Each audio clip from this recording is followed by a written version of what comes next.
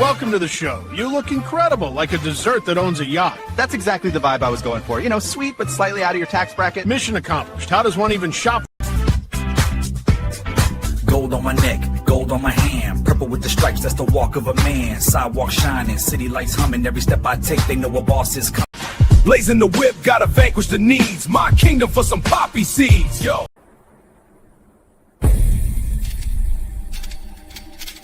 Police or zombie problems? Your tortoise won't stop breakdancing? Try blue tape. The miracle of our age. Yeah! Hey, we love that umbrella guy. All right. Thank you. I'm calling from Los Angeles, and I'm having a little problem under the name ThATuMBRELLAgUy. I sent him my phone number at least 20 times in the chat and told him to call me. He ignored me. I'm a man. I filed the report. If you guys could take a look at it and give me a call back, I would love to hear what you guys can do to help us. We really need to kind of stop this guy at least until Monday. I told him to call me. You know what? I talked to your mayor.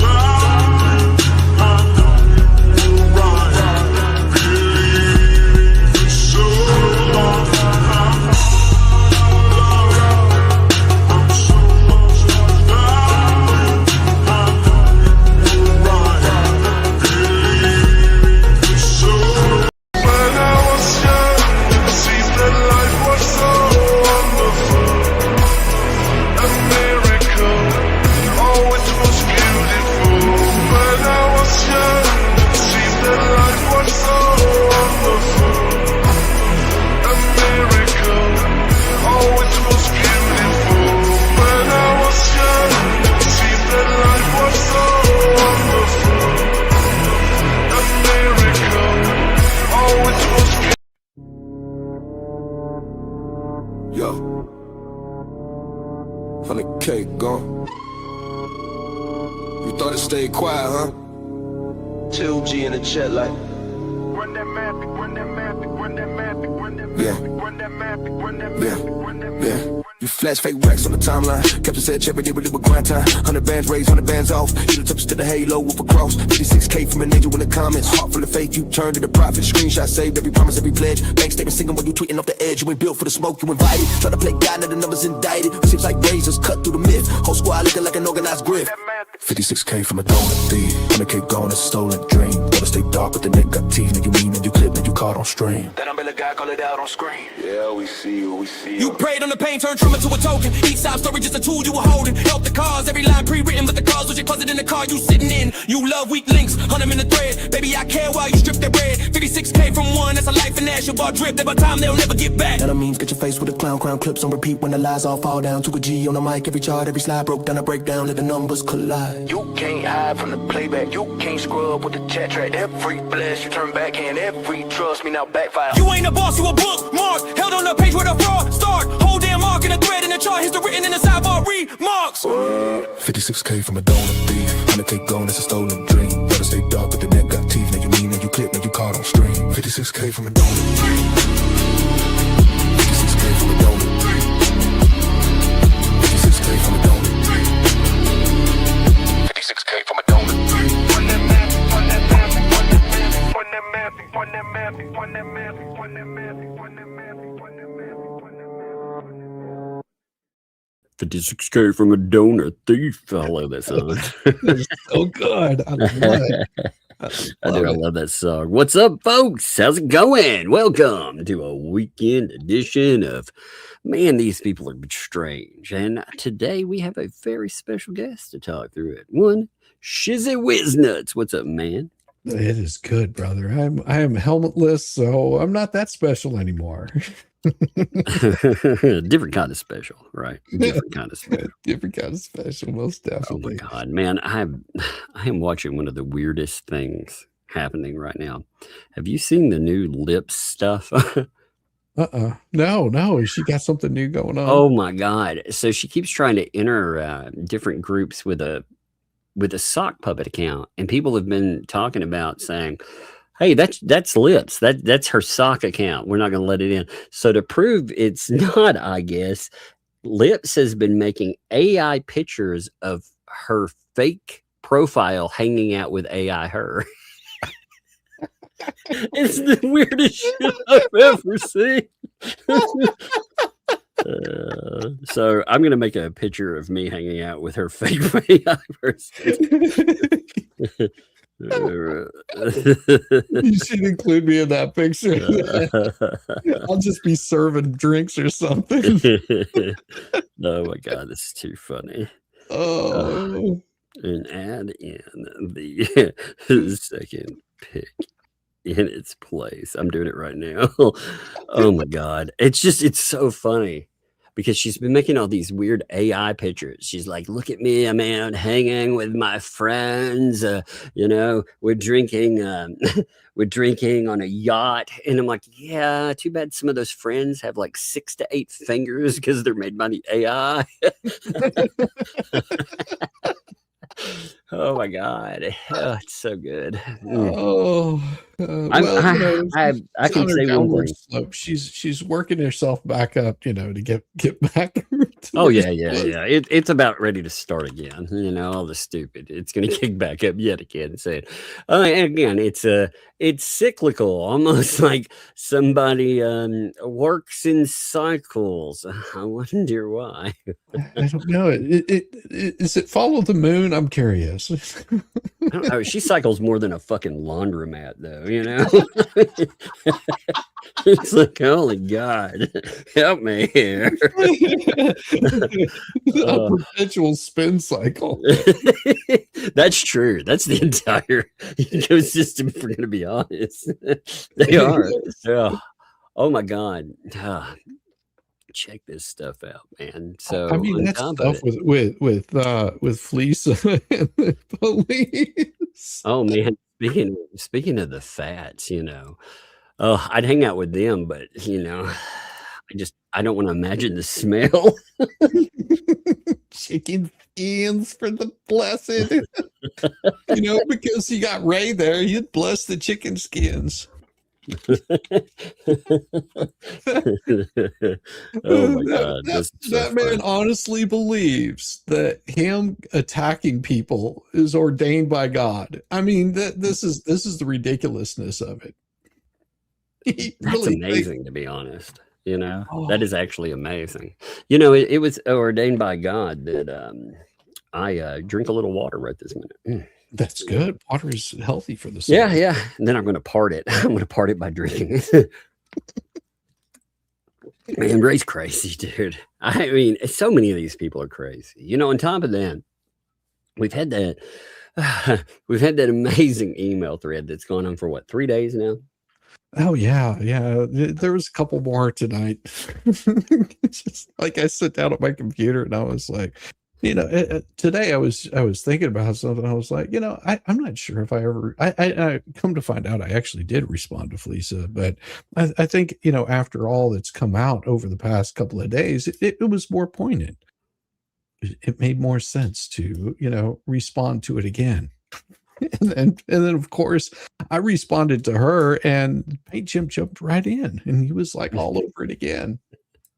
Yeah, it's kind of weird. I was reading that and I was like, but you didn't respond to Paint Chips.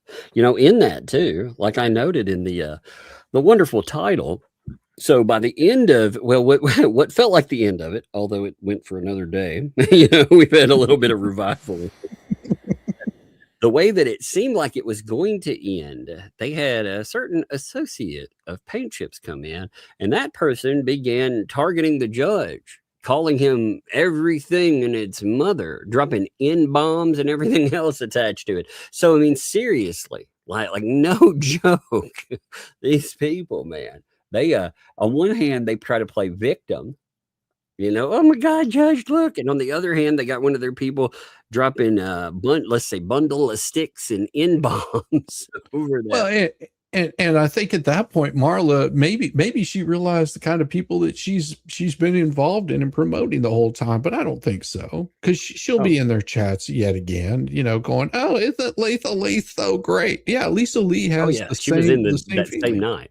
That same night that she did the announcement, she was in there talking about how great Paint Chips and everyone else is. I did learn something really fascinating from her, though. Oh, Yeah, what's that? Yeah, I learned this, that my accent is fake. I'm from the Bronx, really, man. See, I don't hear an accent on you, so that maybe that's just me. I just don't hear an accent. Yeah, it's there.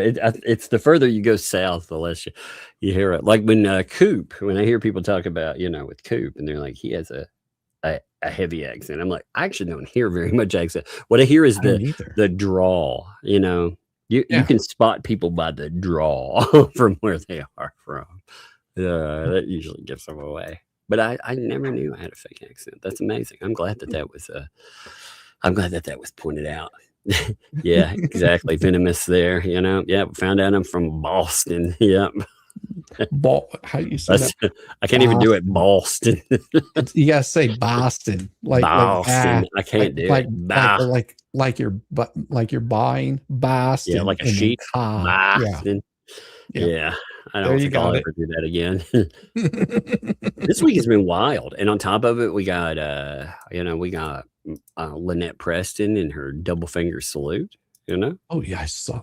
That was so crazy. And I meant to reach out to Travis, because that is the craziest thing I've ever. I mean, I was watching that stream, and I mean, it was just, I was laughing my ass off because he was out there, just about to blow his fingers off. I was like, oh no, what was even better? Did you see the video that he made recording?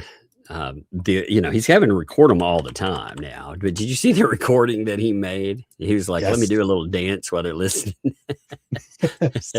Oh, it was so good. I enjoyed that. And then they hit their damn car again with the gate. No, they did so it went after that. So Travis, when they pull up, they're watching him, and Travis decides he's going to do a little dance for him. It's pretty funny. Like, check that. I'll put it on the background while we're talking. I don't know. I don't need the sound on it. It's pretty funny. It's just funny watching him, because he's the best kind of clown in this. He just doesn't care. I love Travis. He is such a. They'd already pulled up. They were filming him over there, right? I mean, you can see it right there. It's pretty easy to make out. You can see the arm go up and everything. You can make it out without even like zooming, but you can with it. But Travis through here, it takes them like a month of Sundays to pull this damn thing in there. And what's funny is, look at him dancing.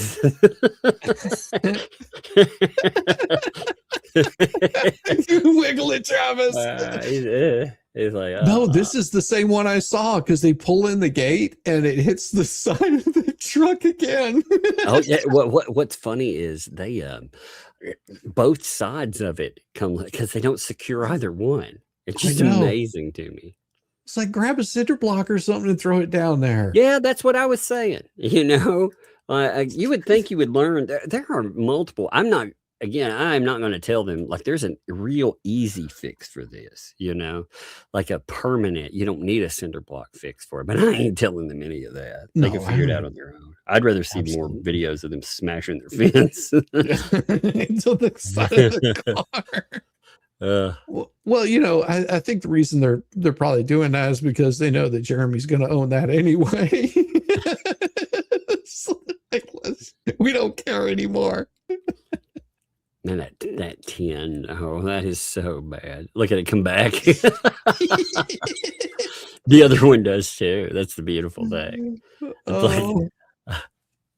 He's like, oh, couldn't do it right the first time. Or this, here comes the other one. I was just sitting there twiddling his thumbs.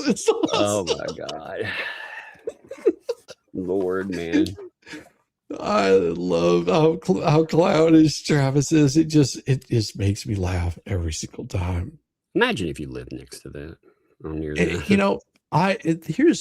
Here's what's messed up. At one point in time, I did live next door to someone that was like this. And, you know, I really, you know, look back at it. It's like, man, I wish I would have recorded that because it was almost as bad as let's put it this way. This my old neighbor, somebody, because where I lived at, there was a street there that there was a stop sign and people would run it all the time, not on purpose, just because it was hard to see. Well, and he used to sit there in his truck and wait for people to run the stop sign.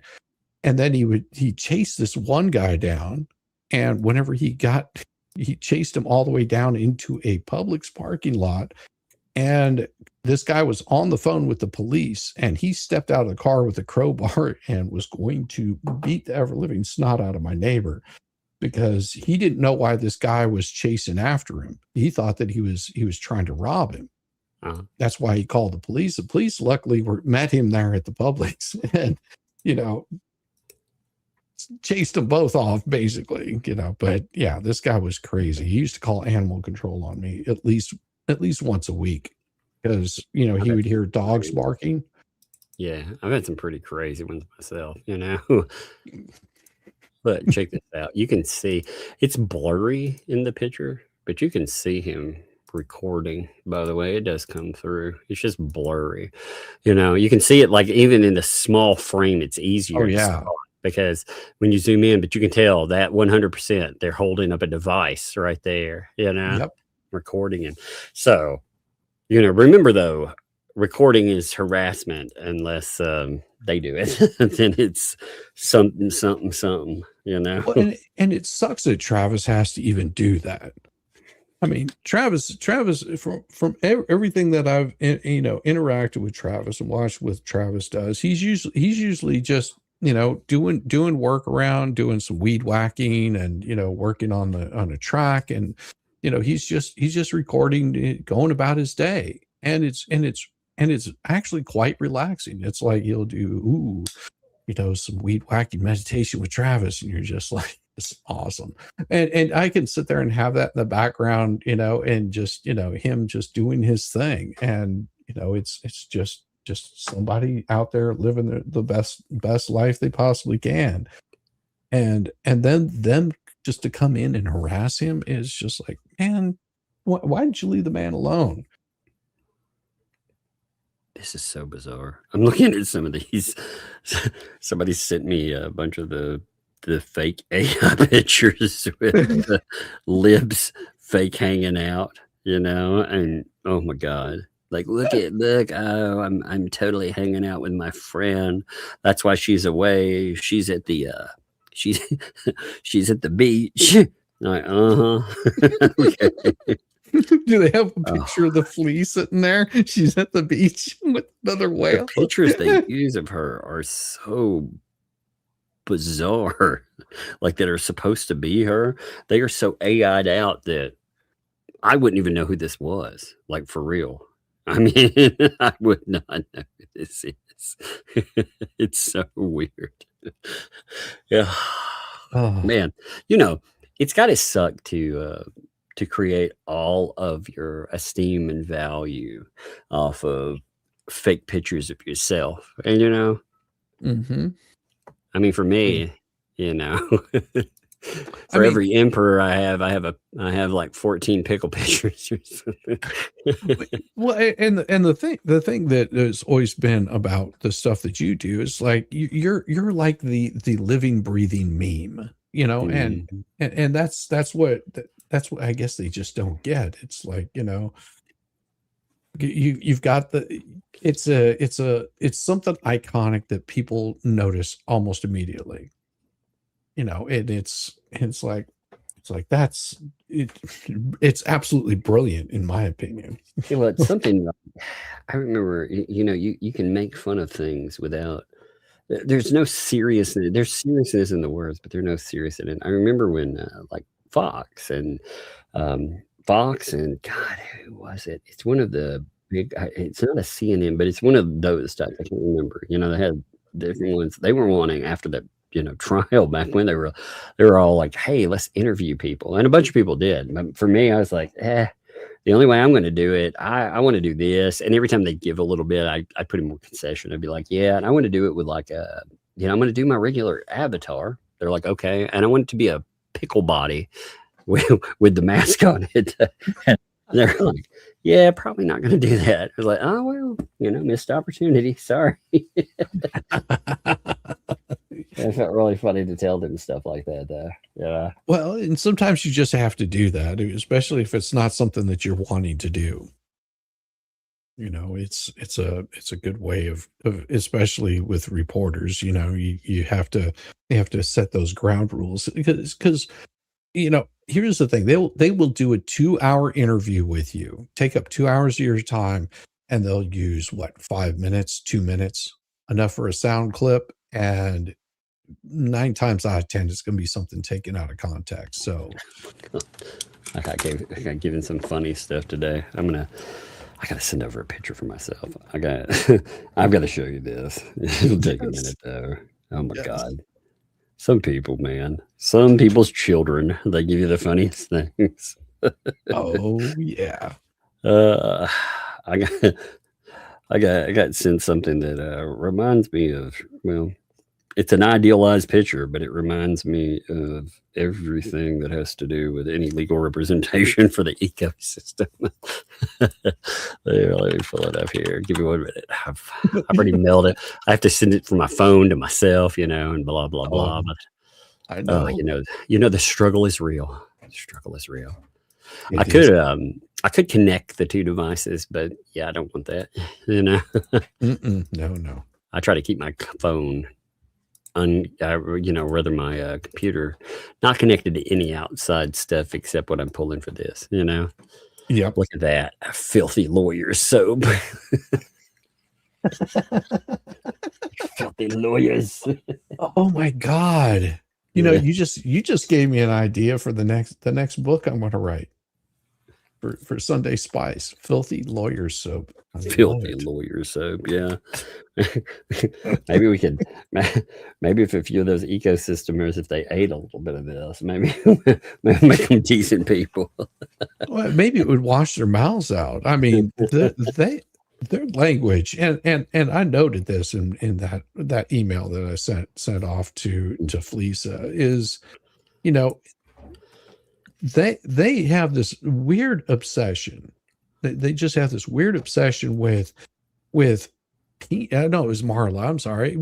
That this group has a weird obsession with, talking about peen rocks and some of the most, they'll be having dancing,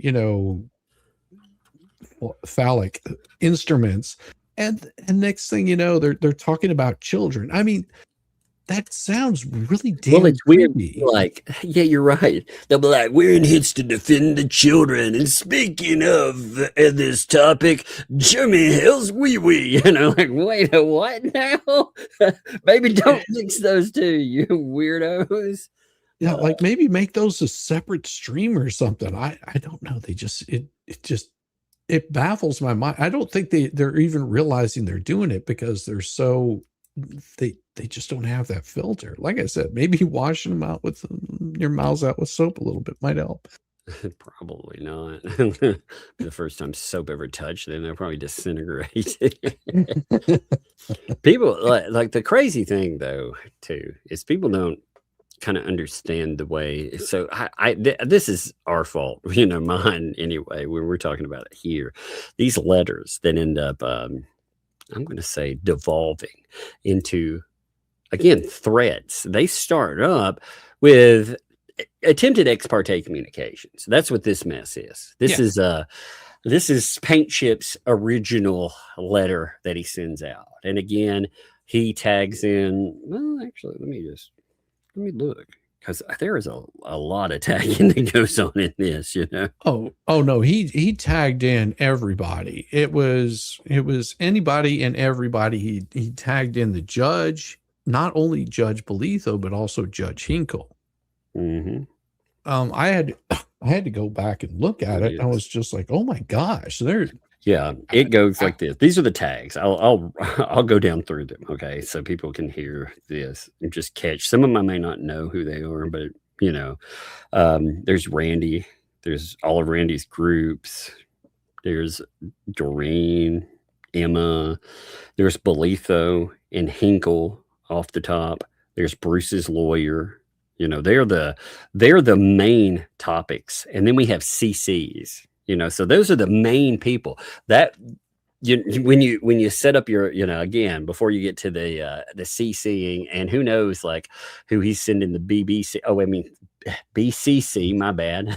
BBC. Well, no, it's not him sending it. Yeah, he's saving that one. He's got to save that for his late night stream. I can't believe I almost made them. He's like, not in my jailhouse, baby.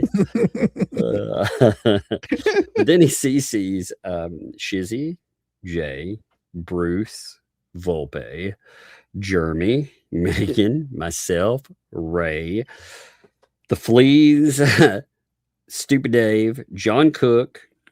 You know what's crazy too is when they whine and they're like, "Oh my God, people have our email address." It's because this dipshit sent it to everybody and their mother. You know? Yeah, I have all these people's email addresses. How do you think I got it? I got it from paint chips. You know? Got it from paint chips, got it from Deuce, got it from, I mean, they gave me Marla's. I mean, again, you go through Ray, although Ray actually mailed in return too, when he was like, "Yeah, check out that revenge porn." Oh yeah, gross, man. So gross. He is a gross person. He's a fucking gross weirdo, man. But you know what? You know, he has that one kryptonite, Clark Stark. Oh well, I'm wanting to place a bid on those Walkman headphones. I need them for my Walkman. Yeah, I was thinking about bidding on that banner. You know, the old man nipple cover. Yeah, but I don't know if I want the nipples covered. See, do you think you get it without the nipples covered? Maybe. I don't know. Maybe the way it was described, it's described as a quote wrinkled from Jay, a wrinkled banner of an old guy covering his nipples. I was like, well, I don't know. Maybe Ray needs to free range that shit. I mean, he could make some money. He's there in Iowa, isn't he? With Lynette's old club. Oh, he probably used to go. Maybe he used to go watch her dance. I don't know. Maybe he could get on the pole. That would be on the pole. He'd be like, "Back in my day, we didn't even have a pole. We just got up here and shook it like that's how we make money. Back in my day, we used to dirty dance with a broomstick. We had to conserve broomsticks and ammunition."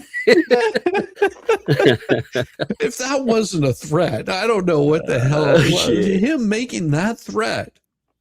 My God. And then he said, and then you notice how quick, and here's the thing that always amazes me about these fools is every time they get called out, they make these statements of what they're going to do to people.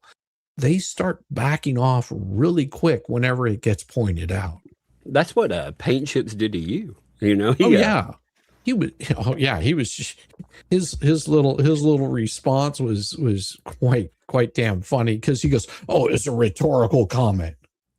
What? So you're saying that all these images that you're posting, kissing some chick, the postage of I guess I need to go to South Carolina, the threats on the Fleas channel where he says that he's going to come to Georgia and punch me in the nose, all of those were just rhetoric, rhetorical.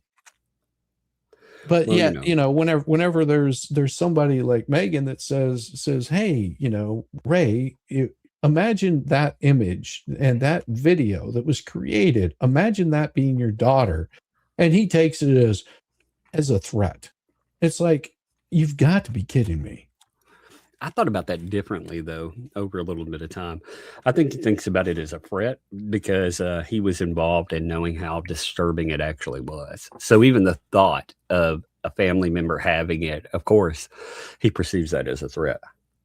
but he couldn't see the irony that it's a threat. No, whenever but he you're knows doing it's it to bad. somebody else. Well, I mean, his response, what's wild to me is all the denials about how nasty that is and everything else.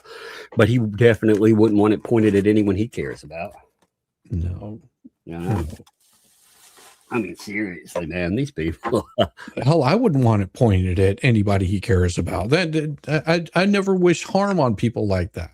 I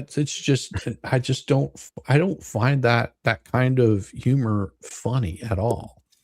Well, he's also been shouting out, I'm going to say, a certain side out there that he should look into their background, because one of the things that they like to do, they pride themselves on, is reportedly trying to drive people to end themselves. So one of the sites is he talking about the I'm not going to say this Australian? It's a fruit, isn't it? It's also a fruit. Yeah, I'll say that certain site out there. Yeah.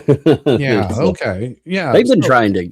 Well, it's funny is they keep trying to bring in this specific element, and what's wild is anybody can go on. Really, there are a few sites out there where anybody can post pretty much anything about a person. These people that you dismiss totally. Those people, they become somebody on other places sometimes, and it's funny because that could happen to Ray too, at any time. I mean, if he's feeling frisky on that, somebody could sock puppet up and do the same thing to him. But, these people don't see they don't give a shit about that. Again, Ray is one of the worst of that bunch, in my opinion. And he can't stand the little bit of smoke with Just Jay. Just Jay is an absolute clown, Yes. And I mean that in the best way possible. Absolutely. But the smoke coming from him, I mean, if you can't handle that, Lord.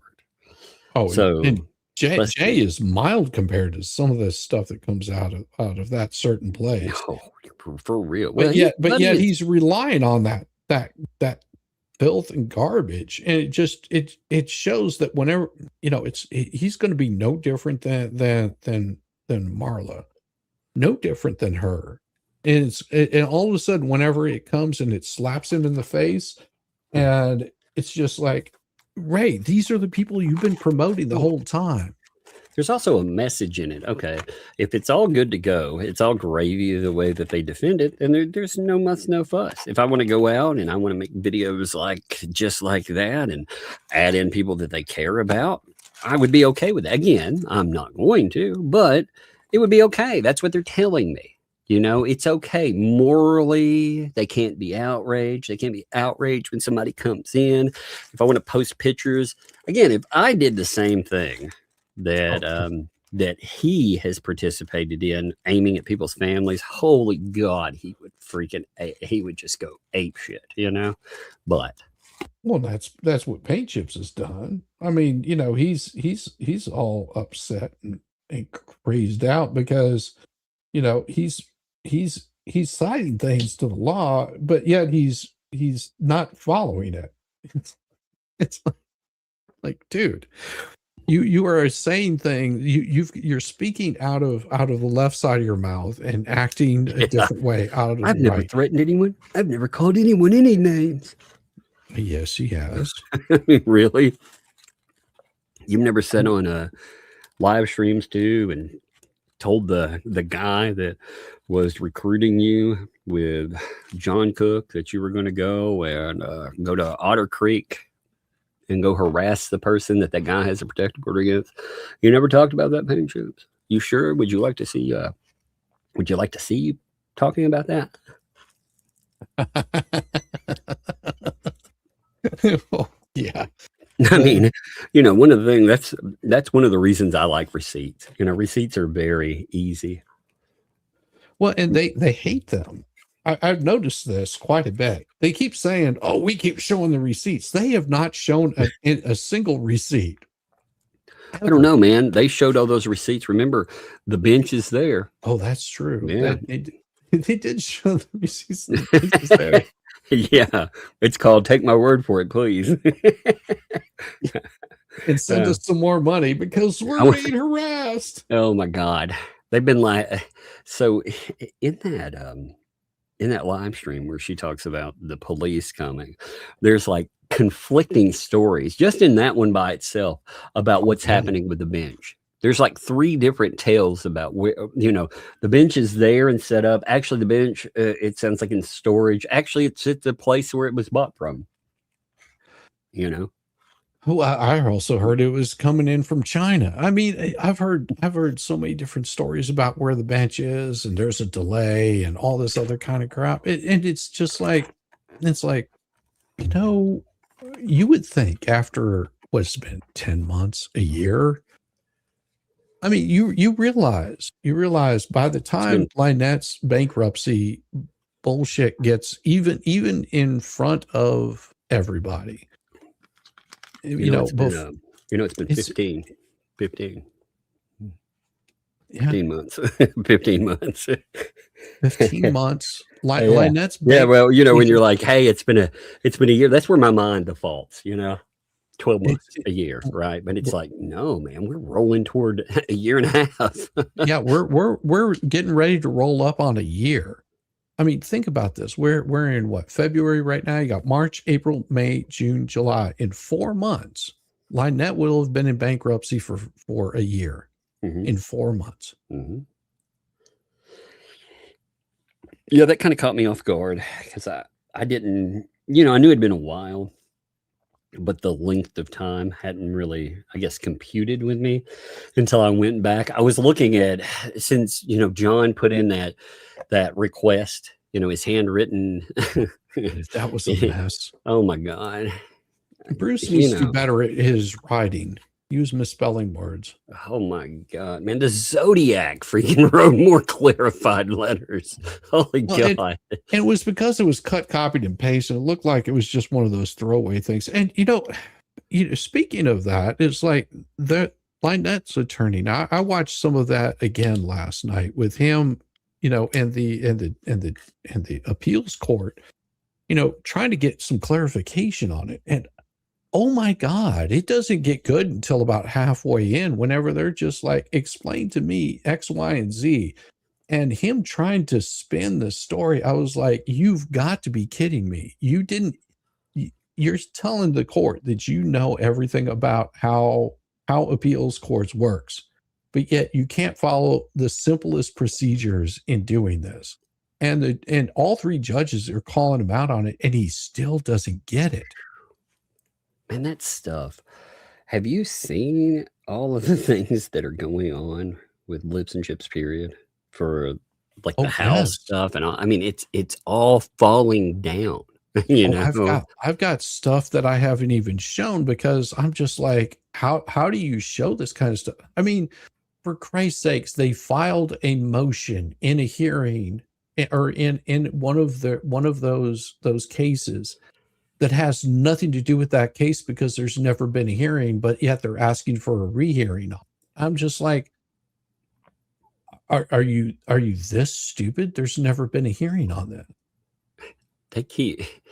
They file all kinds of stupid stuff. I was reading it last night. So Susan Davis, props by the way, posted in the case with, what is it, Freddie Mac versus they were talking about the deadlines, they're talking about wanting a default.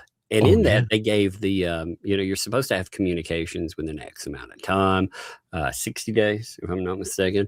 And they went through all of the dates in it, talking about all of the attempts to try to communicate. And it's insane. They gave because they're saying, on this date we reached out, we were supposed to have a conference where we could talk about this motion coming up. He sets up the thing, we show up, and we stick around for 15 minutes and we're out because there's no need hanging out any longer. He's apparently not showing up. I'll send an email, no response. And then whenever I say, this is what I'm filing, all of a sudden I get a response for another scheduled date. And then he doesn't show up to that again. It's like, are you, you've got to be kidding me. And you Real. can see it's just delay after delay after delay after delay. They're delaying the inevitable of how bad off they are. And it's going to be hard for them to file another bankruptcy because Chips has already been in one bankruptcy and he screwed that one up massively because he had stock that he turned around and sold off, and the trustee caught it. It was just like, you didn't disclose any of this. Got himself in a lot of trouble over it. Well, what amazes me, one of the learning, learning lessons through this whole thing is lawyers. Many people think, when they think of lawyer, they think, hey, I can go out and hire whomever, because everybody, or most people, unless they're meeting at some sleazy dive bar or something, they're all, they're all good and they're all normal. But no, it's not it. There's I guess people think maybe 1% of lawyers are terrible. Maybe, maybe some of them are ambulance chasers, but most of them are at least, they take the bar, they know what they're doing. No, absolutely not. No, they know how to write a pleading and they know how to file it in a court, but they like 90% of these attorneys don't know the areas that they're practicing in. I mean, it was especially notable with Saran Wrap because they're just like, how many appeals have you done? He was like, more than 10 but less than 100. Oh, so that could mean 11. Okay. That doesn't give a whole lot of confidence. I mean, whenever people say, ask my wife, like, how many judicial interims have you filed? And she can turn around and go, what, like this week? I mean, because I've done at least 15 this week. So, I mean, and then you run across an attorney that's over their 20 years of practice, they've maybe done 3 or 4. And it's just like, you have to understand that even in law, there's specialized where you don't have a civil attorney try a criminal case because the statutes and the laws are they're slightly different. I mean, the rules are still the same. Well, that was the problem with judges that I have. When we're looking at like the Lanham Act, we're talking about getting into something where you may have a lawyer filing, but they're communicating with people that they're knowledgeable, up to experts on those subjects to file.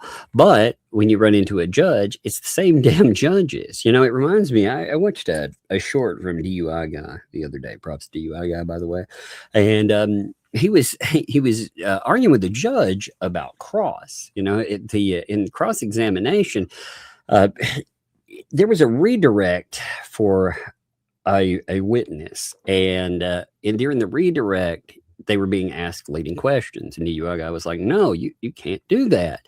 And the judge was like, "But you've been doing that." He's like, "Yeah, because direct cross, I'm allowed to do that." And the judge is like, "Well, if you can do it, well, they can." No, you can't. That's not how it works. But it was amazing. Like it's just amazing, like how simple notions, even if the lawyer knows it, which many don't, a lot of judges don't know. And it's very true. Or they tend to forget that really shown during Rittenhouse. I mean, because Judge in Rittenhouse was pretty damn solid, and then you get him on another case and you can tell that his mental capacity was completely gone, because it was like he was surfing the internet while attorneys are making an argument, just like objection, and he's just like, no, it's fine. And there's what? We saw it with like that Clayton Ackard, with the protective order judge. That judge, some of the stuff that he not only allowed. Now, granted that Clayton Ackard showed up at the beginning, pro se, but regardless, he put on a pretty good argument, and the judge had no idea, couldn't even fathom the ideas that were put out there, which you find out later are true. Like that woman, she stole somebody else's medical testing stuff. If a judge would have even asked that question from go, we might have been looking at a totally different layout of how things went. And granted, it's gone a great way, now. Right. But Eckerd went through hell for it, and right. And the cost to him and time, just the time alone was massive. I mean, where, some of these issues could have been resolved right off the damn bat. Yep.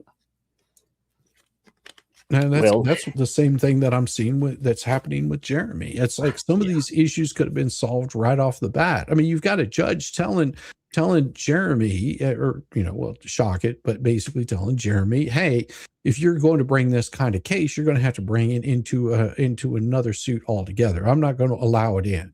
Right. And so what do? They file it in another suit, and he's just like, nope, you can't file it over here.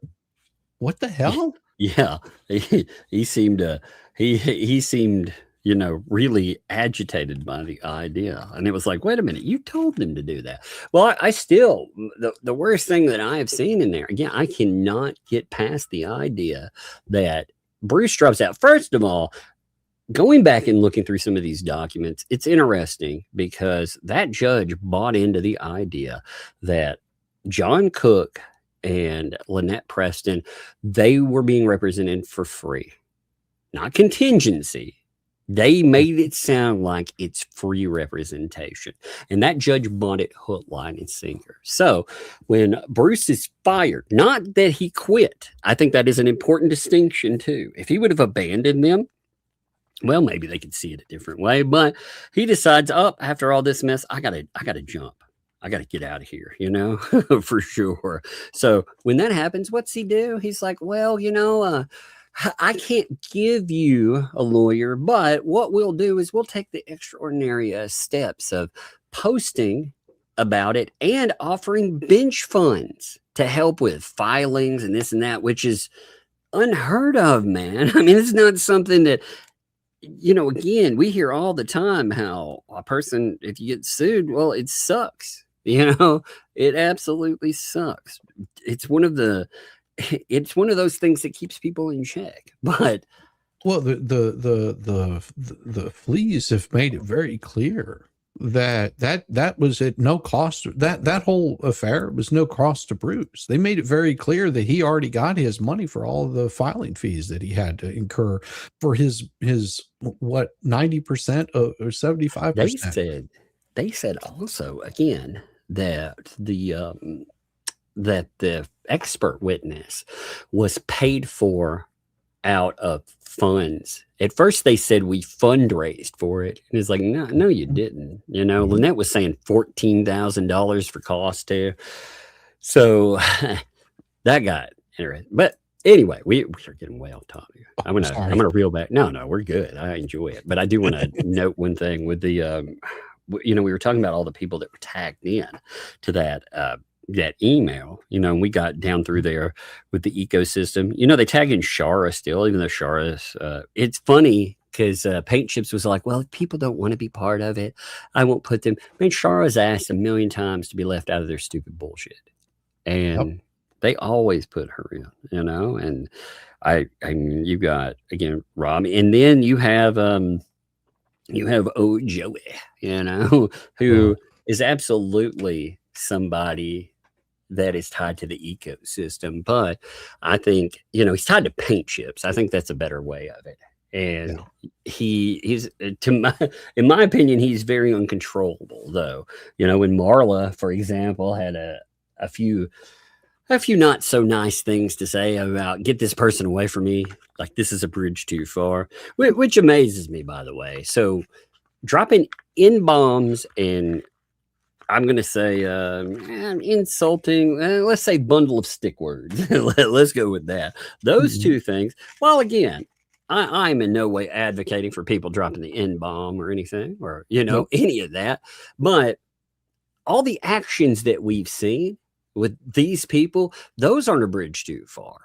Talking about wanting to combat a person and lop off their head in real life and do terrible things. These people talking about what is essentially, they've made some pretty gross comments about Hale. So they've accused him of doing terrible things with kids, animals. I mean, seriously, Marla's totally good with that, though.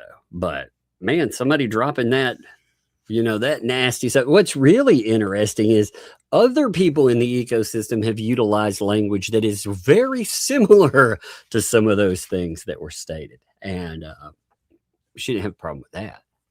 No, she didn't. She had no problem with that at all. She was more than happy to jump in there and say, hey, I don't want to be any part of this because, well, this is all bad. And what was it that she said to me? She sent it. She didn't send it to everybody. Yeah. I'll have to pull it up. Yeah. Give me a minute. I'll pull it up. I've got it. I've actually got her and the camp statement right under it. So I'll pull those both together. Cause did you pulled your reply to her, right? Yeah, I actually do have my reply to her. Okay. That'll be good. So I'll pull her reply. I'll pull the Joey thing. And then we can throw in there's about 20 plus messages in this chain. And again, this person, I cannot stress this enough. Like Megan said, by the end of this, they're going to be attacking a judge and everything else. And that's where it started going. That is absolutely where that person, when they get involved, it goes to hell in a handbasket. They start attacking whomever. But Marla, in this letter chain, you have this guy come in, and this guy is saying all kinds of just nasty stuff. Let's say I clipped actually the two things that she took offense to. I have those redacted as well, and there's only two parts of them. The whole thing doesn't matter in and of itself, but a couple of statements. So this is actually what gets all Marla all worked up, by the way.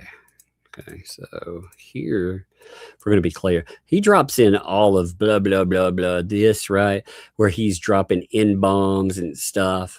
And he's saying, he's talking about basically scams and Nigerian princesses and blah, blah, blah. But he's like, anyone on this thread needs anything, let me know. Surely you're all as legitimate as the N-bomb prince and sugar baby in this. So, I mean, this is already, he's dropping his N-bombs. And then out of that, too, that was a comment, by the way, this was to Just J-Hib, if you look.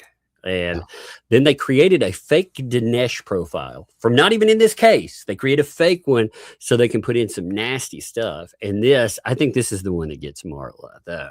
Who is the new bundle of sticks that just entered the conversation? Whatever happens, do not tag the LMNOP judge in Colorado.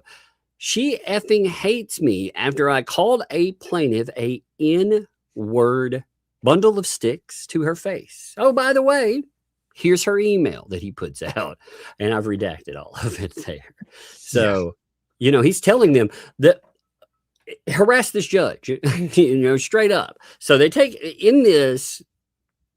The judges are definitely in crosshairs, and Bolito is brought up in this too, as a N-word bundle of sticks as well.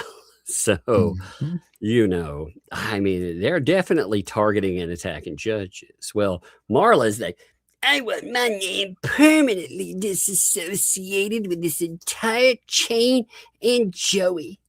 I'm disgusted to have my name within touching distance of it. And touching it. How does that work, by the way? Within touching distance? Does that mean if really disgusting people are in the phone book that they're in touching distance? Or how does that work exactly? She's talking about association for real, and they are all associated. Sorry, Marla. Yeah, every single one of them. Yeah. I specifically objected. Now, this is something I was telling Megan that I thought was interesting. Objected, not I object. But I objected, in the past. Now, this never happened that I've ever seen publicly. So I'm imagining somewhere behind the scenes in one of their little chat groups, that's telling us that, oh, yeah, Marla's definitely sitting in there coordinating and colluding with all her little, well, I'd call them pals, but they aren't really pals, are they, Marla? They all hate her. It's amazing to me. you know, but I specifically objected to having Joey associated with these cases, due both to knowing who and what he is. Now that amazes me. Like I said, Paint Chips is okay though. Paint Chips, the guy who goes 4 years into the slam because of extortion, strong arm extortion, by the way, fraud, put a blind man as the face of this scam. So if they got caught, hopefully he'd go down, and not Paint Chips and pals. And God, a bunch of other stuff too. It wasn't just that. You know, there were other horrible things. Plenty. And man, the stuff they put in the charging document was wild, by the way. But that guy, Joey, he's too far. But Paint Chips is totally okay. That blows my mind, man. But what he is, and his irrelevance to anything I want to associate with. So you know, here's something I've always said too. People will ask you all the time to denounce people. Oh, you know, denounce this person over here. Now, every now and then, if there's somebody gross and I don't want something to do with, I may do that. But I don't spend my days denouncing people. And the reason for that is simple, because if I denounce, if I get on that, then by association, I'm endorsing everything I don't denounce, right? You know, so if I don't spend my whole days denouncing things, so it's interesting though. She talks about how you know, irrelevance. Well, they're all irrelevant with the case, but she doesn't say that. She says to anything I want to associate with. She likes frauds and scammers. Oh yeah, she's happy associating herself with Paint Chips, happy associating herself with even the guy that she's saying, oh, I don't want to be associated with him anymore, because she knows this is going to be shown. Mm-hmm. She knows that this is going to get out there, and she never, ever, at the very beginning of this, at the very onset of this, she could have easily said, please remove my name from this email chain. I don't want to have anything to do with you. Or she could have done like Jay Hip did and said, okay, I'm done. You know, remove me from this crap. It's funny. I don't ever ask anybody to remove me from anything. I don't, because it always amazes me to see the links to some of these people go, you know? It does. It absolutely amazes me. So, hey, if they want to add me into stuff where I can watch how stupid they are. And she also says, yes, I know I'm replying all. And what amazed me about that is, so Joey, when he came in, at first, he was being a little careful about that. He wasn't sending all of his comments over, you know, to judicial authority, right? He had been removing that. But when Marla replies all, this comment actually went out to Belitho and to Hinkle too. Mm-hmm. They all loved it. So he is like, Marla, what's the matter? Is it that time of the month? The reality is, I don't even know who you are, what you are, but you seem to know who I am, which makes you the creepy one. You know what's weird is I never thought I would agree with Joey Camp, but she is creepy. Yeah.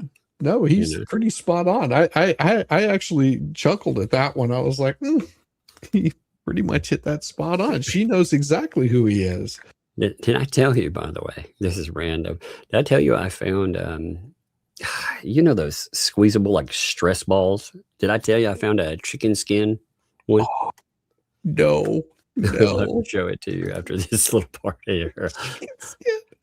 But then he adds, anyways, if you need some D to relax, it has a whole word. You can see where I've cut that down.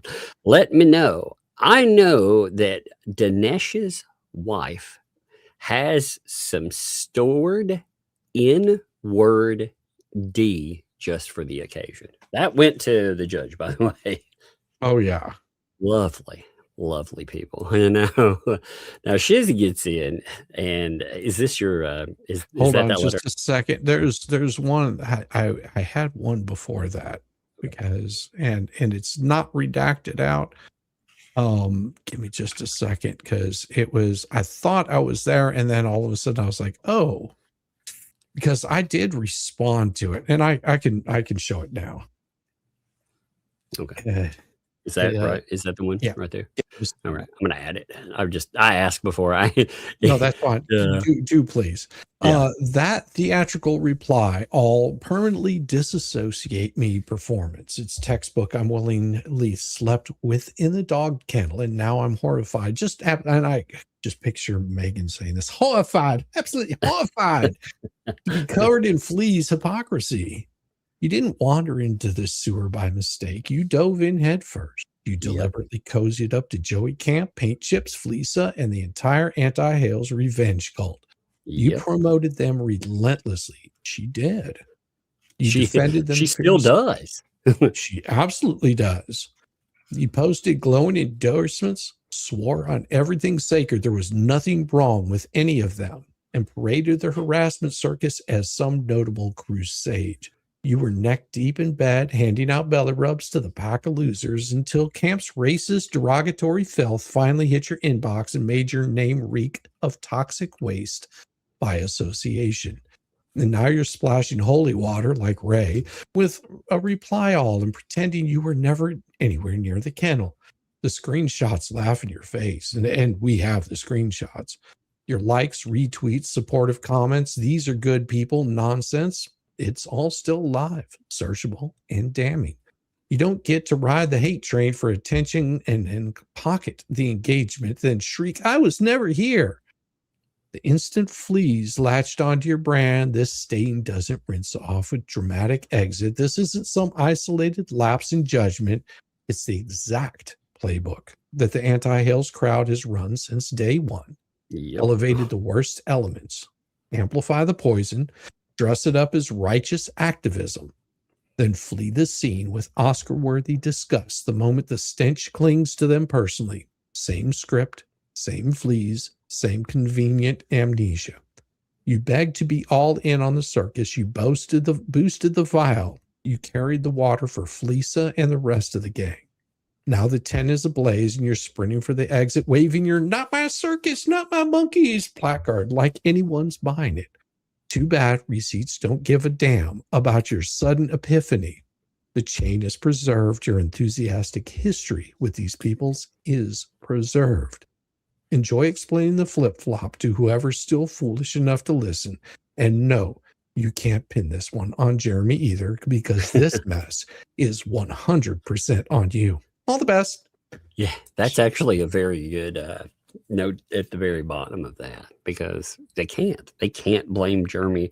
They can try to blame Jeremy, for all of this, and to say somehow in some way he's responsible. But what's he responsible for with that guy? He didn't ask them to go and recruit these people. He didn't ask to be included on this email chain. He didn't ask for them to be sending out this garbage to him. He didn't ask for any of that. It's just wild to me. But Marla loves to play the victim.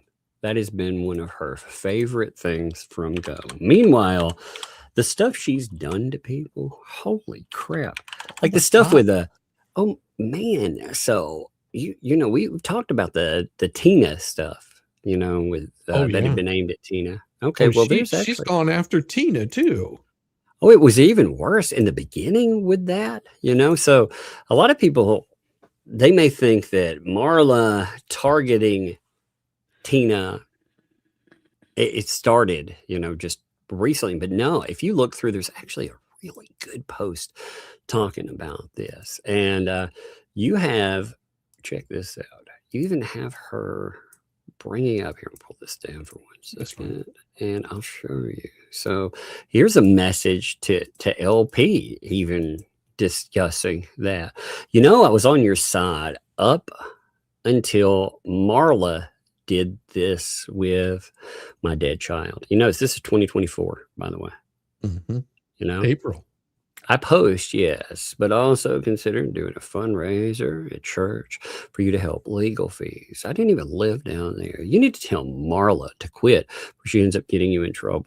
They're talking about, her, and there's more posts of this. You can see where you have Tina's account Like it's there's a note to Marla, and it's noting, hey, take down my son.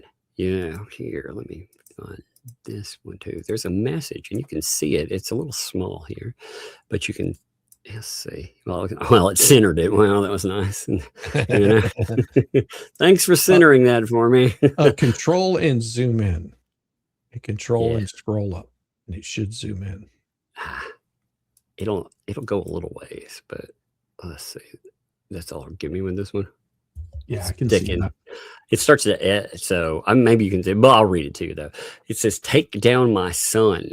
I don't know who it is. It is not me. If you don't, I will sue you." And I mean, what Marla there though? I mean, she already had, and Marla posted stuff in the beginning that was pretty just gross, going after her son. Essentially, I'm going to paraphrase, and apologies with just saying this too. I hate even saying this, but she was like, well, your son, and use this name. Well, he's still dead. Get over it. Paraphrasing, but yeah, what a gross piece of shit. Well, it's and it's the same way with Ray. They throw these kinds of this shade on people, and then they back off and throw up their hands and go, look, they're attacking me after, and all you've been doing is self-defense. Well, there's Marla was like, an ID called Ernie was going at it, and I casually checked his profile, found out he was dead, came back to let others know, and Tina said it was her / that is not how that went at all. It actually, going back, there's so many receipts. Somebody went and hijacked her because of this mess. They went and took Tina's deceased son's profile. They hijacked it, and not only did they misuse it that way, but they deleted things that she'll never get back. And they took that away from her. There's a post that the post actually spells. Actually, you know what? I'm going to read some of this because I think it's worth reading. Absolutely. Just to put in there, just point out who these people are. So when they want to go with denial and say, oh, I haven't, blah blah blah. Okay. So here's Pam noting in one of the groups there at Otter Creek Tubetown. Check it out, by the way. Okay, I want to address Marley's comments. And also, yes, I meant to. So I really want to give a special shout out, by the way, because I have been remiss in doing this, and I very much feel the need to do this. Allison, that would be, am I pronouncing your name right, Allison? Is it Dubbins or Dubins? Dubens. I'm not sure I'm pronouncing it right, but she does a great job screenshotting, especially stuff from the Fats chats. So I do. Yeah, I want to give her love for that. But yeah, it's a rough job. Somebody has to do it, and I'm glad that you do it. Thank you. And I very much appreciate you. I shout out people. I forget, sometimes. Well, you've been getting much better about it. So I'm getting better because my health stuff is getting better. My mind feels better. It's not as disjointed, which is nice. Yeah, it's still cloudy, but it's better. But check. So Tina's explained numerous times that her son's account was hacked. It happened to a lot of us. Here's another person who testified that someone's trying to get into her account really hard. This happened back in April 2024. Tina told Marla what's going on. Marla decided to go and put Tina on blast, posting a picture from her late son's account, all in the, you remember the What the Hales page there. Yeah, the fake What the Hales page. Yeah. Now, Tina, faker, depending on the person, it can either be fake or fan or whatever you want to add. But yeah, that's the F I like on that, fail because it died out, just whatever you want to call it. It should have, it should have been taken down a long time back. I'm glad. One of the things I'm really glad about there is that it was preserved. There's a neat, nifty trick on there too, by the way. So sock accounts that certain people use, like Leslie's sock accounts that she would harass people with. Facebook added a new thing to some of those archived ones where when you hover over the name, it will show you an AKA, and the AKA for some of those comes up as Leslie. Oh, like I'm pretty sure quite a few of them do. Yeah, it's just amazing. It's like, wait a minute. But and they can't delete their posts. That's the part about it. Yeah, since it's archived, it's beautiful. So Tina responded to Marla in April 2024, demanding that she remove her son's picture. Instead of Marla being a grown woman, a mother, a grandmother, a decent human being at all, she doubled down and refused. Yeah, so, as part of this, she's saying that certain things that they don't belong. Remember how Joey Camp doesn't belong in it. Well, did Tina's deceased son, was he part of all of this, Marla? Nope. Curious there, So Tina went to LP and asked her to talk to Marla and get her taken down. Not just the post, but the pic.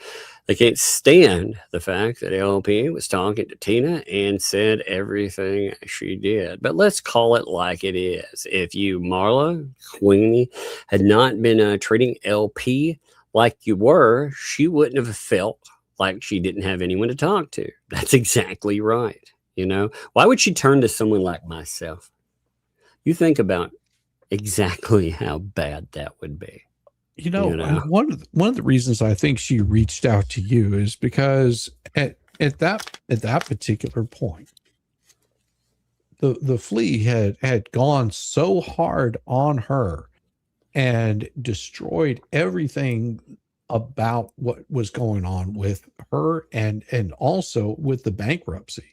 Mm-hmm. That I have a feeling not only Deuce, but more than likely Saran Wrap reached out to her and said, you better make good with her now. Because she's holding all that money and we've got to do something to get that stuff back. Well, it was funny because she made it very clear to Tina, like none of these people could ever know. They could never know.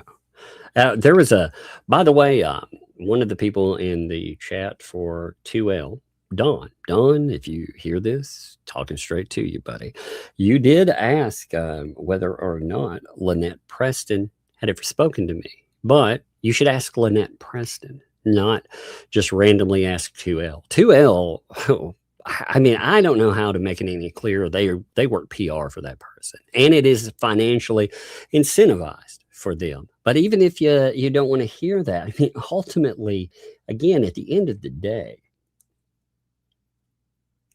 what's more believable? I mean, again, I've provided 44 minutes of this person talking, and she could go with any excuse. But with them lying to you, if they lie about something like that, which you can hear easily proven, if they lie about that, what else would they lie about?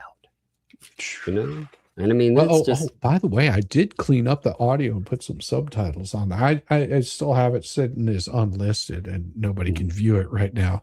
But probably next week because there's that spot in there where it speeds up or something like that. Oh yeah. I'm gonna try to fix that and then upload it so people can hear the whole conversation from beginning to end for themselves. No commentary.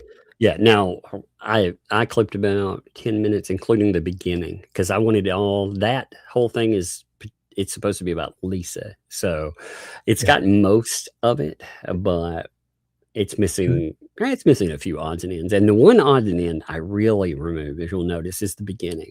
Why? Because I think it's funny. The beginning of it, it's not in altering what it is they keep saying that there would be no permission given to record. Well, first of all, again, I'm in a one-party consent state, so, but if they want to fight that, that's fine. They can pay for the entire, it'll cost them, because I will fight tooth and nail to be able to. And then when I finally let them hear it, they'll note that, hey, she lied. But in doing that, I've told her straight up, sue me and say that we never had that conversation. Sue me for it. Fundraise for it. I mean, seriously, I'm 100% serious. Sue me over that. I would love it. But anyway, and that spun off. At least I know how we got off all the way on there. It wasn't really off topic because it was talking about how that came together, But Tina's motives were correct in the beginning. Yeah, indeed. She, crazy as it seems, wanted to save LP from these idiots and herself. That was something too, I talked to Tina about that, and one of the things that she noted was that she thought, and this was when she's saying this, she's not making excuses for LP in this author, but she's saying that these people have emboldened her to the point that she's doing terrible things that may well put her in jail. And yeah, she's responsible for that. But at the same time, I mean, these people, Lynette's not a smart person. That's just simple. And she thought there'd be quick money in it and all this other stuff, Well, it makes you wonder, did somebody tell her that they were going to make quick money off of this, that this is going to be really easy? We've got a slam dunk case, because that's the way it appears. Well, and we saw that in thumbnail. Remember the so I haven't looked at these in a while either. They would probably be beneficial to pull up. In the thumbnail case, you have Shara that was attached to some of this communication, could see some of it, right? And there was a conversation about Larry, and you had her lawyer at the time, and I'm talking about LP's lawyer at the time, and LP talking, and she asked, well, what if he corrects this stuff, that means we can't go after him? Oh, no, we'll still go after him and get all this money. So, I mean, she was being told that, yes, she was going to rake in a fortune.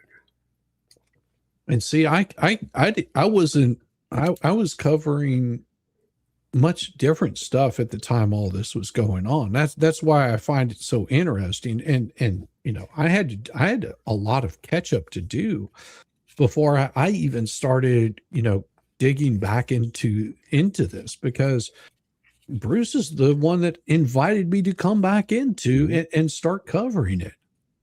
Well, that's the same thing when they keep talking about suing because of child. I'm like, okay, well, that's interesting, because your lawyer sent me pictures of the child, and also sent me pictures of the grandchild and her plus other people, and was like, you need to cover this and you need to cover that. So he's telling me I need to cover things related. He was telling me to put pictures of that kid out into the world. I was like, that's too far in that. But he wanted me to go after Hales, and he wanted me to, post this stuff, which I found interesting afterward when we found out how dysfunctional some of that conversation ended up being with the grandson, how bad things really were.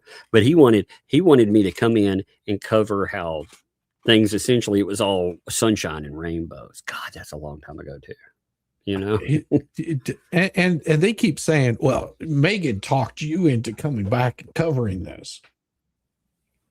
It's like, here's the thing. Megan didn't talk me into coming back and covering this. It was Deuce coming out and attacking me for covering the deposition. Well, what got me recovering, like I dropped off for a while, but what got me was the grudge judge, when he got, that was really bizarre to see. And just looking at the shit show that was starting to form around this, because at first, Lynette was crazy in her stuff, but that's a few live streams at most, and then you watch it play out. But as this ecosystem is formed, it's really, we don't, their mistake is we don't really cover in that Jeremy Hales as much as we cover the attempt on Jeremy Hale's reputation and, just this insanity. That's absolutely true. So weird, man. Like, I mean, most of what I'm covering is what's been filed in court documents. And then, the amount of spin that people are putting on it. And I found that the amount of spin that's put on everything that's being filed, you know, whenever it's a good filing, because, you know, they just immediately, the fleas will make an emergency breaking news. And then, I love doing bombshell because it makes them so mad. That's why I put like bombshell and stuff on there, because they're like, oh my god, bombshells, oh no. Oh, I had so much fun. I made a song called Bombshell. It was I had a great time. You're doing with it. called bombshell and the bombshells. Bombshell and the bombshells. But this goes on with Tina, by the way, before I forget all about it. Wrong is Yeah. wrong, no matter what side you align with. Tina actually felt sorry for LP. And when she saw LP is being done dirty over money, Tina tried to get her to talk to Tug and to see what she could do to get the money given for the sole purpose to bless HG and her family. That is indeed true right there. You know, Yes. that whole conversation, if you listen to it, Lynette herself is saying, I don't believe there's any money left. Yep. She points that out. So, you know, it isn't statements from me. It's statements from her. And it's she was funny lied too. to. That's the other thing that's pointed out, is she was lied to, because she honestly does not know how much money there is. She doesn't calculate in that 56K, or she also doesn't calculate in that out of Felisa's own mouth, her saying, well, that pales in comparison to what the rest of chat donated for you. Indeed. I remember because when they were bragging about this. They were bragging about how much money they raised. That Dave the Donors was just paled in comparison to it. It's just it's so bizarre, because she knew she had made money, but she had no idea how much. And she did confirm that they were telling her around 17, which again is them trying to say one donation from David the Donor is all that counts toward the barn. That's it. You get nothing else because we've fulfilled everything else. So it's our money. So, I mean, and Lynette, again, if she would have gone my route, she may have actually recovered some money. And it may have. She can't deny she doesn't know what about the IC3. She can't deny that she knows about that, because she knows exactly what that is. Because she's filed one before. That's right. I forgot about that. Yeah, I got sent over that. That was beautiful, by the way. Yes, it was. I forgot. Well, I'm going to pull that up in a minute, too. I don't remember who sent that over, but that was beautiful. I was like, oh, my gosh. I'm going to guess, I believe it was probably Melissa, because Melissa is a good eye for it, you know? Yeah. Very good eye for it. Good God. Is Paint Chips responding again? Is he talking to you yet again? Oh, did he respond again? This whole thread will be in my forthcoming supplemental application. Oh man. Is he still rambling on again? Yeah. Oh yeah. I'm going to put this into everything on it. Well, that'll be good then. You just make sure, like I said, that you don't lie. Make sure you put in who all you tag in, including your ex parte communication attempts to the judge. You make sure you put that in there. You know? Oh, it was beautiful. Oh yeah. What a clown. I'll make sure I put all of the communications in there with all of these people. And I'll note there's a network. Well, that's weird. You know, the only networking there is some loser fat fuck put me in an email chain I didn't ask to be in. But then again, you know, I mean, they're used to putting people in situations they don't like to be in, you know? I mean, the difference between Tina and Marla, well, there are many, is Tina couldn't sit by and see and hear what she did from LP and do nothing. But hey, that's right. Marla and the Fats, they can't. Oh yeah, they do it. That's the crazy thing. So Marla, you can talk about Tina all you want, but at least tell the truth. I know how hard that is for you. I believe in proving what I say.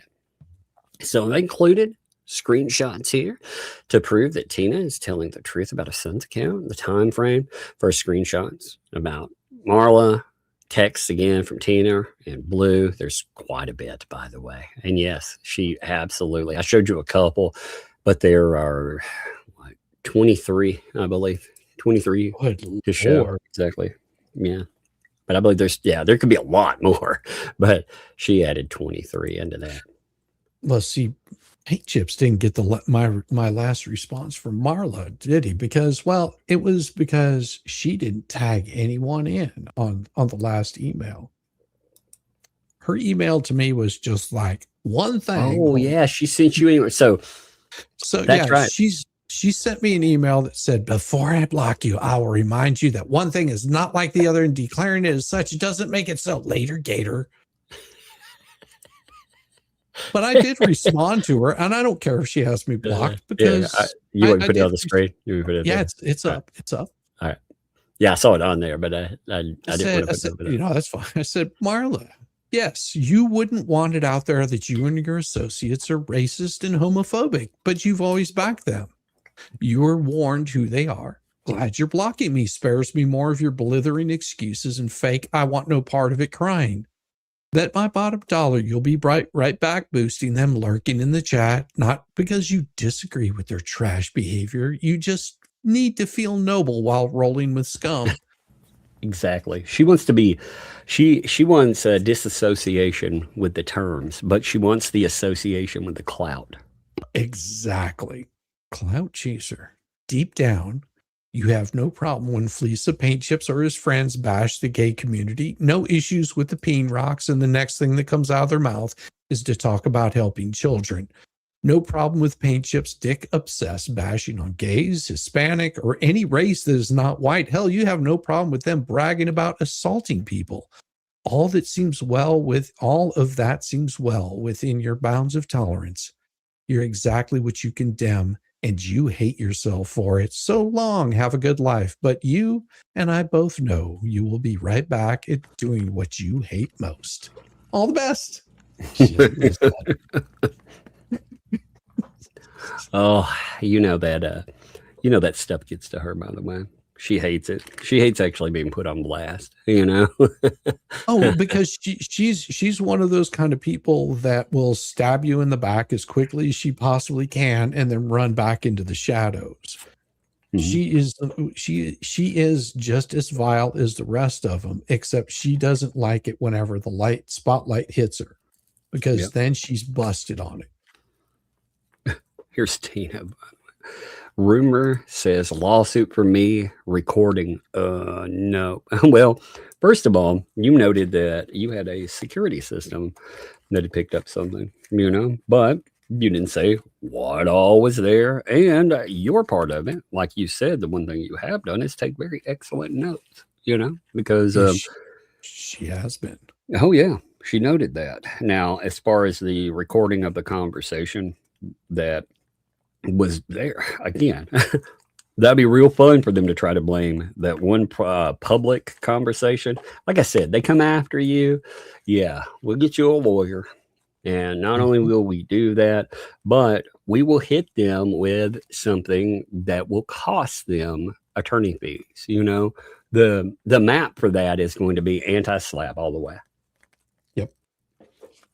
Yep.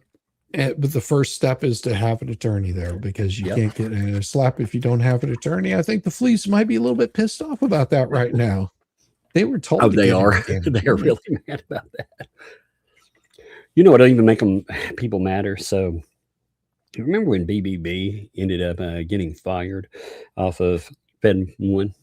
Yes. So with that, a fun little dilly is in recouping costs, he could theoretically go back and go after Lynette Preston or John Cook for money that he says he spent in preparing the case. But even in some wild card fantasy where there could be a win, let's just say, again, I'm not saying there will be, I'm just saying if they could pull it down, his contingency's over.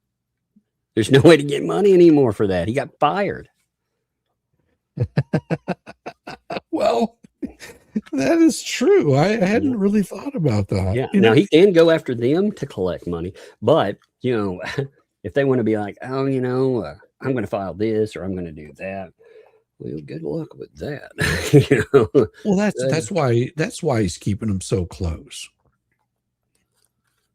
Because he's just racking up extra fees. I mean, hell, if there's a possibility that after they fired him, they rehired him to do all this other shenanigans.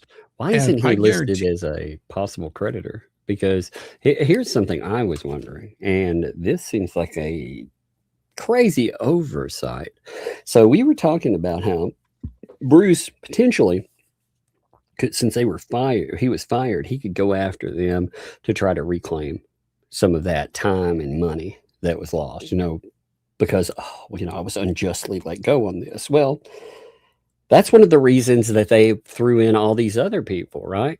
To make sure that in their minds that they could actually dismiss costs because, whatever's coming up. The problem that they had with a lot of that other stuff is, again, it was done with malice, intent. Now, as far as getting rid of a lawyer, though, maybe you could discharge that.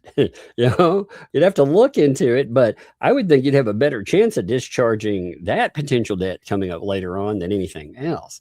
But if they don't list it, and then a couple of years later, Bruce is like, hey, I'm tired of these fuckers. I want everything they own. What can they do about it?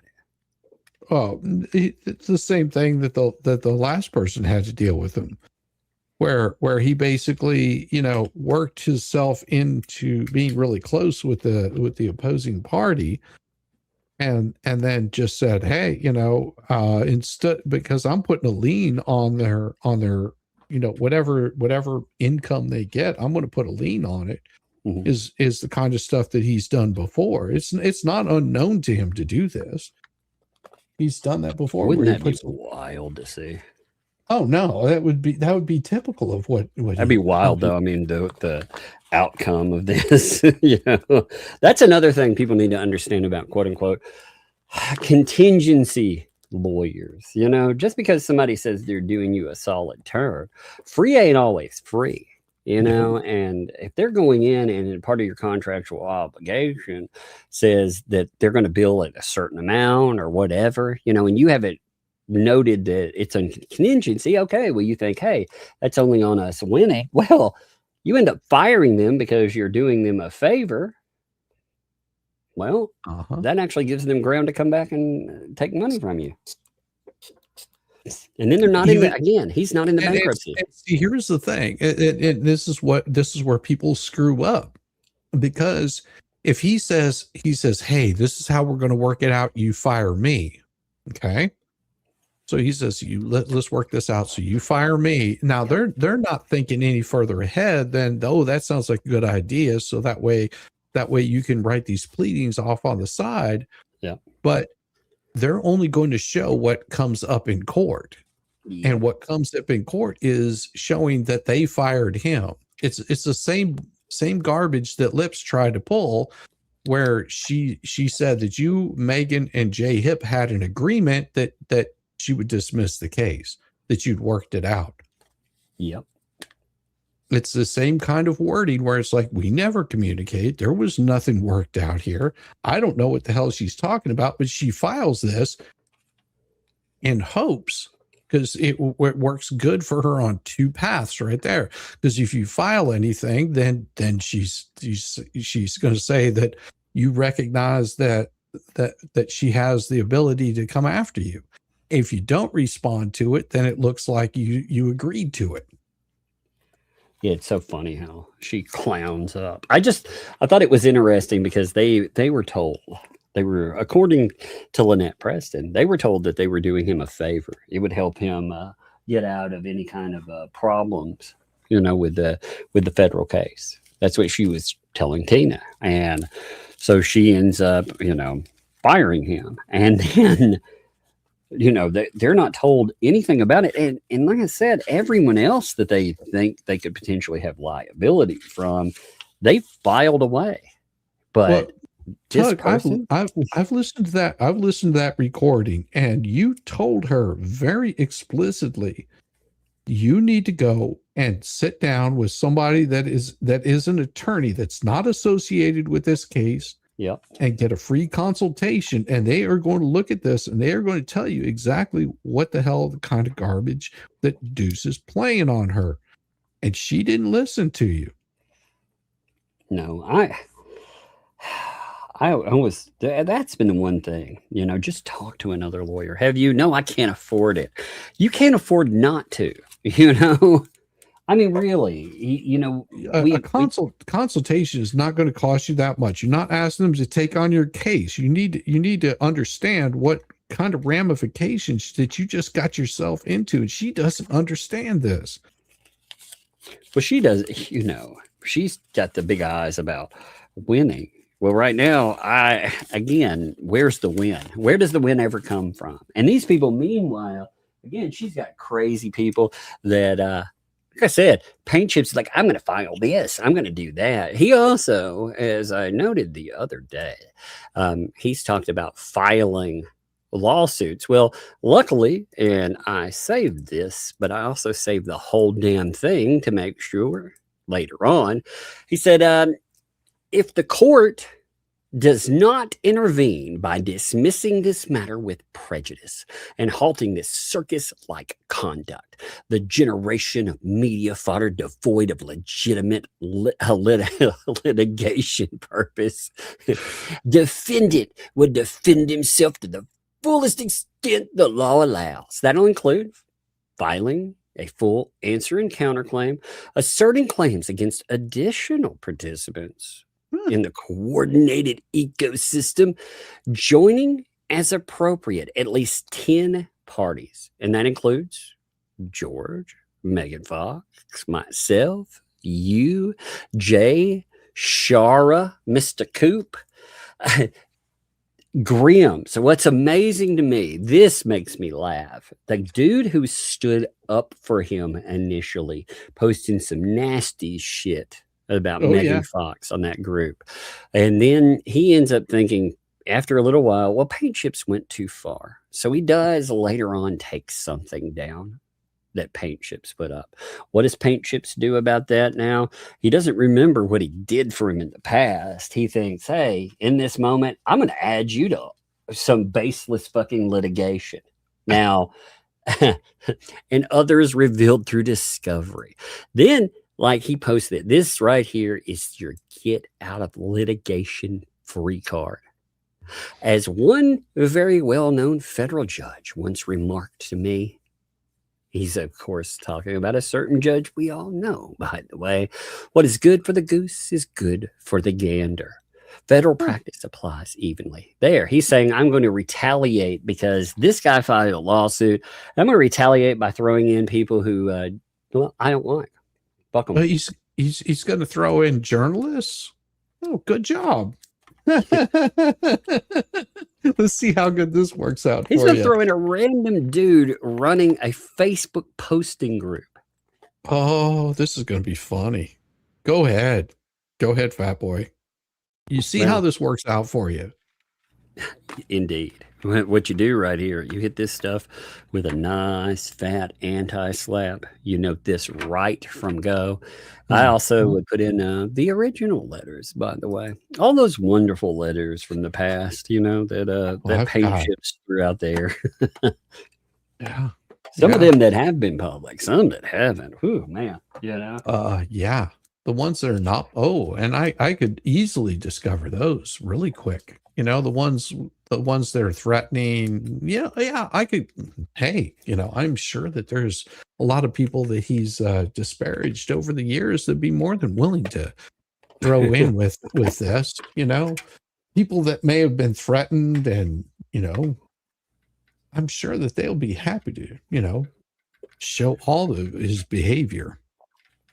You know, it was really, I don't understand. I thought, why didn't he tag in DeSantis and the Orange Man and all that? He usually does. Why weren't they tagged into this, you know, since they're all supposed to come save him, by the way? Oh yeah, because he likes to use them as a shield behind his threats. But then whenever there's actually something that's going to not shine such a good light on him, he ghosts them.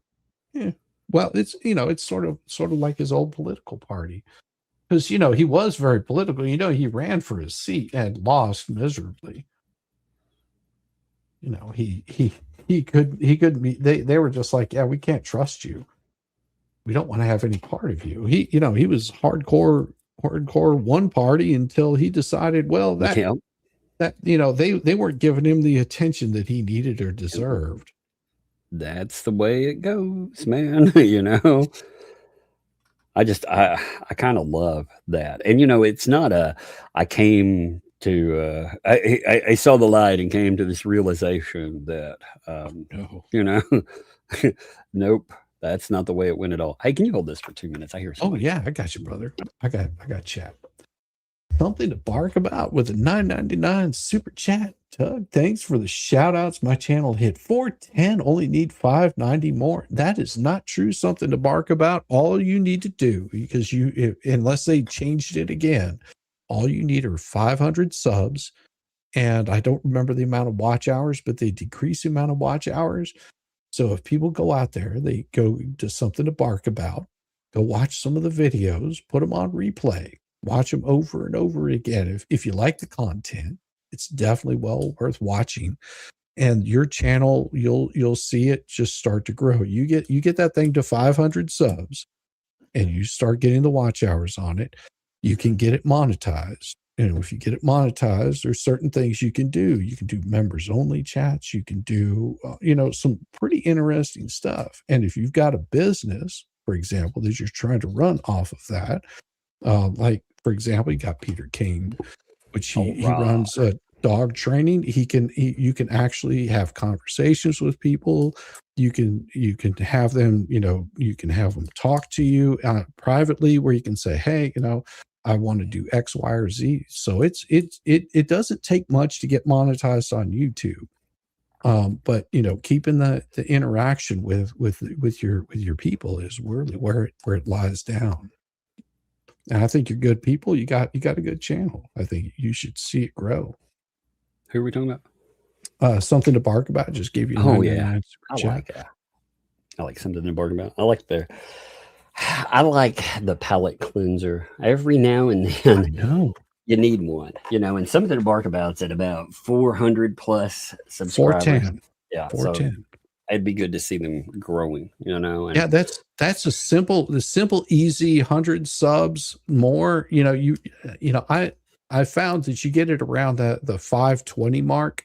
But as soon as you hit those numbers, you'll get a notification that you hit those numbers and immediately apply for it, because once you've applied for it, even if those numbers drop back down, they'll still accept the application. That's what happened with me whenever I was hitting 500 subs. It literally was at $4.99. I hit the 500. I applied for it, and the next day it dropped like 20 subs, just all of a sudden disappeared. And it still accepted it because whenever I placed it. Have you kept up with the Popo call? The mess that came up where Travis had the Popo call on him. Not. Is there new news that came in on that? No. Did you watch the video and everything that came out? Oh God, yes. Yeah. Okay. I played that. That is amazing. The garbage that she said. One of the things that really confused me in it was you have neighbor Tina there that she supposedly tells them, oh no, there's this person out there, shots are being fired, blah, blah, blah. Why didn't the neighbor call the police? If it was such a bad thing, why did LP end up calling and not her? I mean, if she was so worried about that. Well, I have my opinion on that. And I mean, I don't know if it would be appropriate because of the relationship with another YouTuber, but I suspect that's why they didn't make the call. Yeah, I mean, it's bizarre to see how they play this. I feel like, again, you can tell with Lynette Preston, her posts about it. I guess tomorrow afternoon, I guess that will be my subject. Friday, I'd planned to cover, oh my God, before I hit this there, actually, there's one other thing. So yesterday, the police thing, right? Talking to the Fats. Yeah. Now, as part of that, she kept saying that, something terrible was going to happen to Jeremy Hale. Something terrible was going to happen on that date, right? So Jeremy made fun of that, put up a short about it. And the vets were like, I'm going to debunk him. Oh, my God. The statement, that wasn't a statement about the 20th and some intuition. That was with regard to the planets aligning, you dumbass. Oh. However, the 20th did in fact affect you in your games. You just don't know it.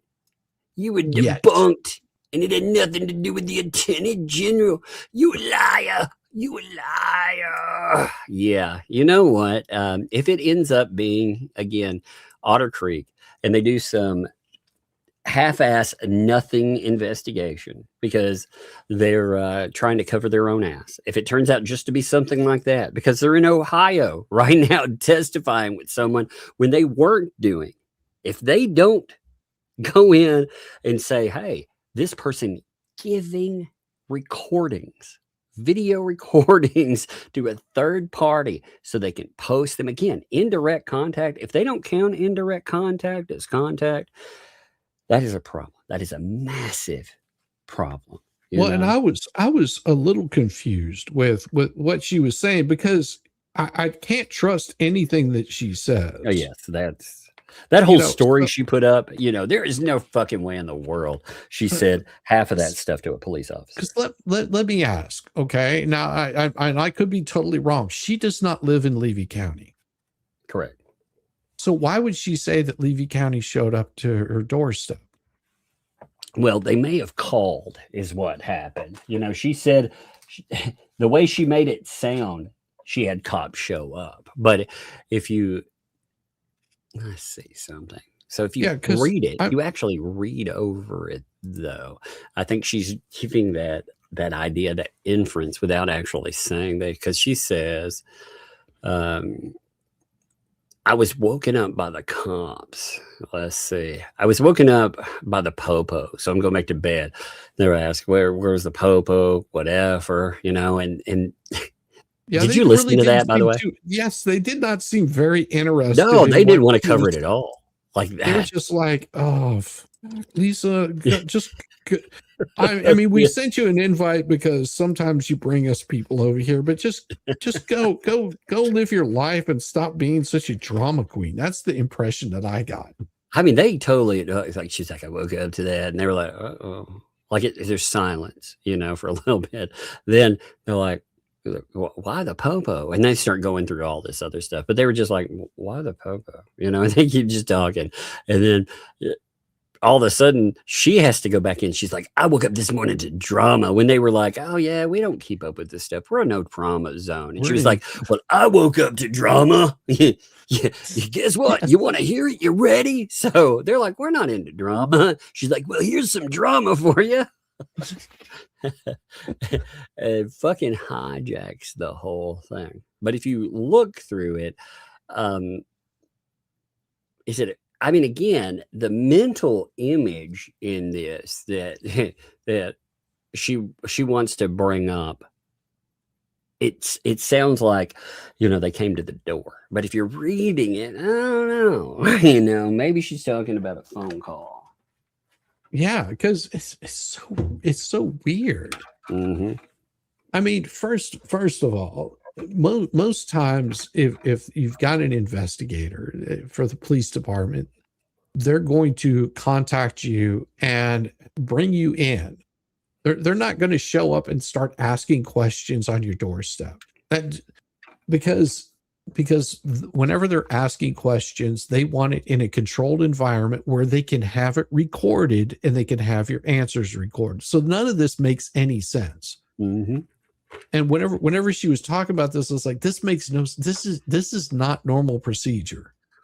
Well, she's also talked about Levy County, though, and how they're all pals and buddies and stuff. So, yeah, maybe Levy County had some questions about about her behavior in the Ohio case.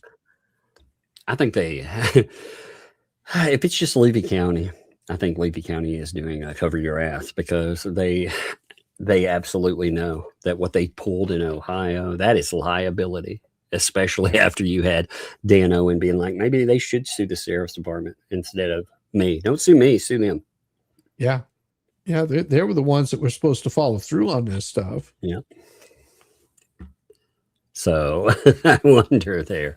But, you know, if they say, again, she said that they mentioned the videos. You know, it's lower in this as it's going along. You know, here, let me pull that down there off of it. She goes for hashtags at first, but then she says she was asked about how she got access with the videos. Now, interestingly enough, she doesn't quite answer that, because, you know, she's a lying piece of garbage, and she would have to say that either A, the cameras are hers, she has access to them all the time, or B, that Lynette Preston and John Cook are giving her footage. And she says that where the camera is hers, she says, oh, no. So when it goes through this, she says, no, no, that's not mine. So, okay, that would mean the other thing is true. Now, again, she won't say that, but that's what she's saying anyhow, that these people, they gave her footage. Again, she feels that she won't have any kind of problem. She'll never see, you know, any consequence from this stuff. And John Cook and them, if they see it, who cares? Well, it makes me wonder, you know, if she's used Lynette to stalk Jeremy. I mean, this is what it starts to look like. I mean, because it appears, you know, it's one of those kinds of shady things that I've seen other people do. You know, I just covered a case where this lady did something similar to that. Luckily, she was shut down by attorneys, but the judge actually had to put a restraining order on her to not be in contact with any of the court staff. The only way that she could appear is by Zoom, because what she would do, she showed up at the courthouse and she, you know, she started complimenting this lady on her eyes. Now, if you hear the conversation that she's having with the judge, well, I was just being nice to her and all this kind of crap. But then the judge, you know, notes that, no, ma'am, listen, you reached out not only to court staff and started whenever they switched her off of having to deal with you because you were acting creepy towards her, then you started going around town and asking attorneys if they had any pictures of her. That's weird, dude. So when, you know, and this is the kind of stuff that the Flea has been doing, not only because, you know, she's gotten so obsessed with Jeremy. I mean, so obsessed with Jeremy that she has other people doing it for her, because she can't cover all of it at all the time that she might find out something about Jeremy. And I'm beginning to wonder if she hasn't gotten, like, because you notice how hard she goes after George or any other female that gets close to Jeremy. I think Jeremy should be a little bit worried that he might just have a female stalker wanting to get, you know, get a hold of Jeremy. Well, they I think they have a hate on because of the whole thing with being mods in the past and then getting rejected. That's why they go after Travis so hard. You know, because at one time, I mean, their connection there, it was, you know, it was friendly because they thought they were getting something out of it. In fact, like if you go back again, they're all playing the, hey, this guy right here, he's helped me out. Oh, he's a big inspiration. You know, talking about Jeremy Hales. And It's strange how that they found. I think they found that they couldn't make anything of themselves without turning on that person. So instead of instead of going and trying to build and take lessons from that, they tried to burn his life down. Well, And that's and we've seen that happen. We've seen that happen recently. Didn't they do that with the whole little mod squad or something like that? oh yeah. The mod squad's a fascinating little dealie, But there's been multiple people like that. They're associated with him, and then suddenly they don't lockstep correctly. Every one of these jackasses will learn that lesson if they have any questions whatsoever. Oh, don't say the right thing, or maybe they'll just turn on you. Who knows? It may not even take some disagreement. Maybe they just want to turn on you. And what they'll always say, and you'll hear it pretty constantly. I suspected them all along. I mean that's what Gabe said as soon as Lips was going up against the flea. Yeah. So he was the first one to jump in there. I suspected she was like this anyway. That's why I loved the idea that they were supposedly all colluding together. It's such a funny narrative, because when you listen to people like Gabe, for example, he was totally not in on that one. I mean, my God, and they're sitting over there. They are freaking mag dumping on her. Oh God.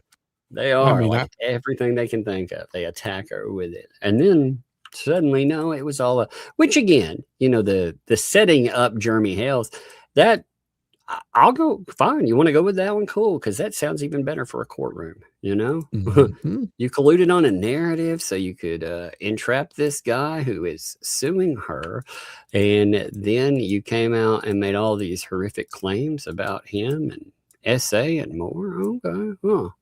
That doesn't mean, it's bad enough if you repeat the malicious bullshit. Oh, but if you were, if you I did respond to Flea today, and it was I forgot about that. Yeah, let's hit that one too. Oh yeah, give me just a second. I'll pull that one up because it was quite interesting. Her she didn't actually respond. That's the funny part about it. She was just like, there was no response. Give me just a second. Let me make sure I've got it right about, and it'll be just a second. I thought I had it pulled up, but I think I closed it on, because I was pretty interested in all of that response, because she the things that she's been saying put her in a little bit of a pickle. It's this one right here. I think this is, because I don't want to just pull up my email. Oh yeah, here it is. Is that right? What is today? Okay, that is today's that I put it. I just want to make sure I have the right one. Oh damn it! It put the wrong. There's extra emails in there that I didn't redact out. There we go.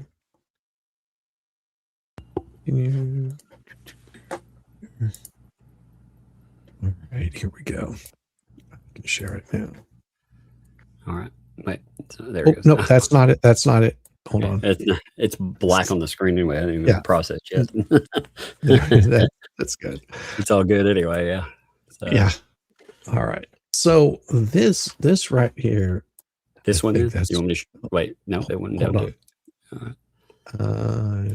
Yeah, because I did open the wrong one. I keep opening the wrong damn one. It happens, man. I do. Okay. So I responded to the fleas, and I responded with a follow-up today. Yeah, if people don't know, for some reason in there too, 2L, and they decided that when people actually started responding in this thread, that they themselves would respond, and pretend to be somehow in some way some aggrieved party, which is kind of interesting, it is. It's okay, I'm pull this up. And I can show what they said initially. What they said was, since I've been added to this email thread, I'm reading down here, since I've been added to this email thread, is now turning into responses that consist almost entirely of personal attacks, innuendo, attempts at character assassination, rather than any substantive response to the legal issues before the court. This nothing before the court. This is a fucking email chain. Ex parte communication. This is absolutely highly well, let's just call it what it is. That is illegal. You cannot do that. And if there is a judge paying attention to it, then that in and of itself is a problem, a very big problem. I hope to God they get involved. I hope to God the judge responds to this stuff. Yeah, I hope the judge comes back and says, Shizzy was not you don't need to be posting stuff like this. And Jason Hipsher thus far has been identified known associates and active co-conspirators of the plaintiff, Jeremy Hales. They're in alignment with Mr. Hales and the coordinator of his smear campaign through his cases. Their communications are not those of neutral third parties, but rather individuals with a clear personal and monetary stake in the proceedings of this case. I respectfully state that the tone and content of this email speak for itself. Well, I responded earlier, but I think this one was a little more thorough, because I said to her, you then, let me see. Oh, sorry. You then labeled Jason and me, others, active co-conspirators in a coordinated smear campaign with supposed personal and monetary stake, again, without a single specific act, communication, document, timestamp, or piece of evidence, not one, just the assertion of itself, repeated as if repetition makes it true. To be crystal clear, I am a third-party observer who has followed this matter through publicly available information. Not that it would matter as your intelligence level. Those pesky little things you cannot be bothered to read. Not that it would matter as your intelligence level is all that of about a shit stain. The court filings, the contradictory statements, the pattern of behavior from certain individuals involved. My support for Jeremy Hales is based entirely on what is in the open record and demonstrable inconsistencies in the accusations made against him. It is independent, voluntary, and involves no compensation, employment, financial arrangement, direction, or coordination from Jeremy, his counsel, or anyone acting on his behalf. Any claim to the contrary is yet another unsustainable assertion from the same circle jerk of mental midgets that has repeatedly broadcast knowingly false accusations of sexual assault against him.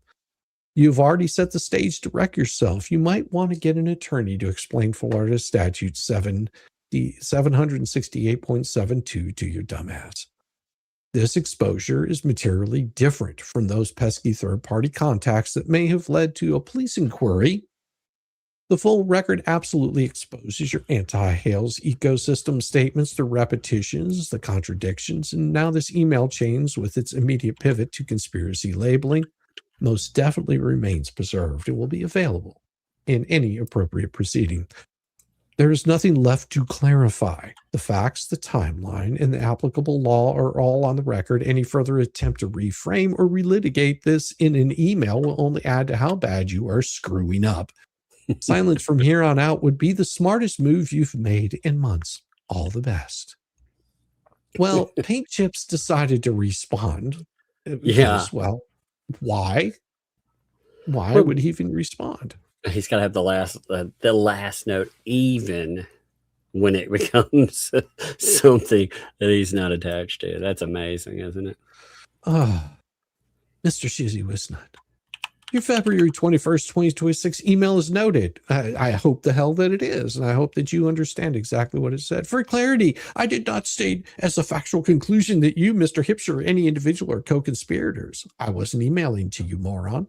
In a criminal sense, no, then you absolutely did.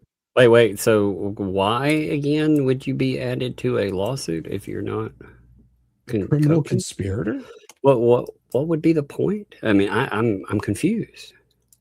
Well, he is a very confused individual. I mean, namely that statements made by participant in coordinated effort if established by he's trying to cite law, whether coordination exists in a matter for evidentiary development, not email debate. But you've been debating me with emails. Right. You keep sending me emails, and I keep shooting down every single thing that you want to try to turn this into, which it's not. How dare you shoot down his email, Shizzy, you monster. Well, and of course, he has to note that Florida Statute 76872 is misplaced in this context. No, it's not.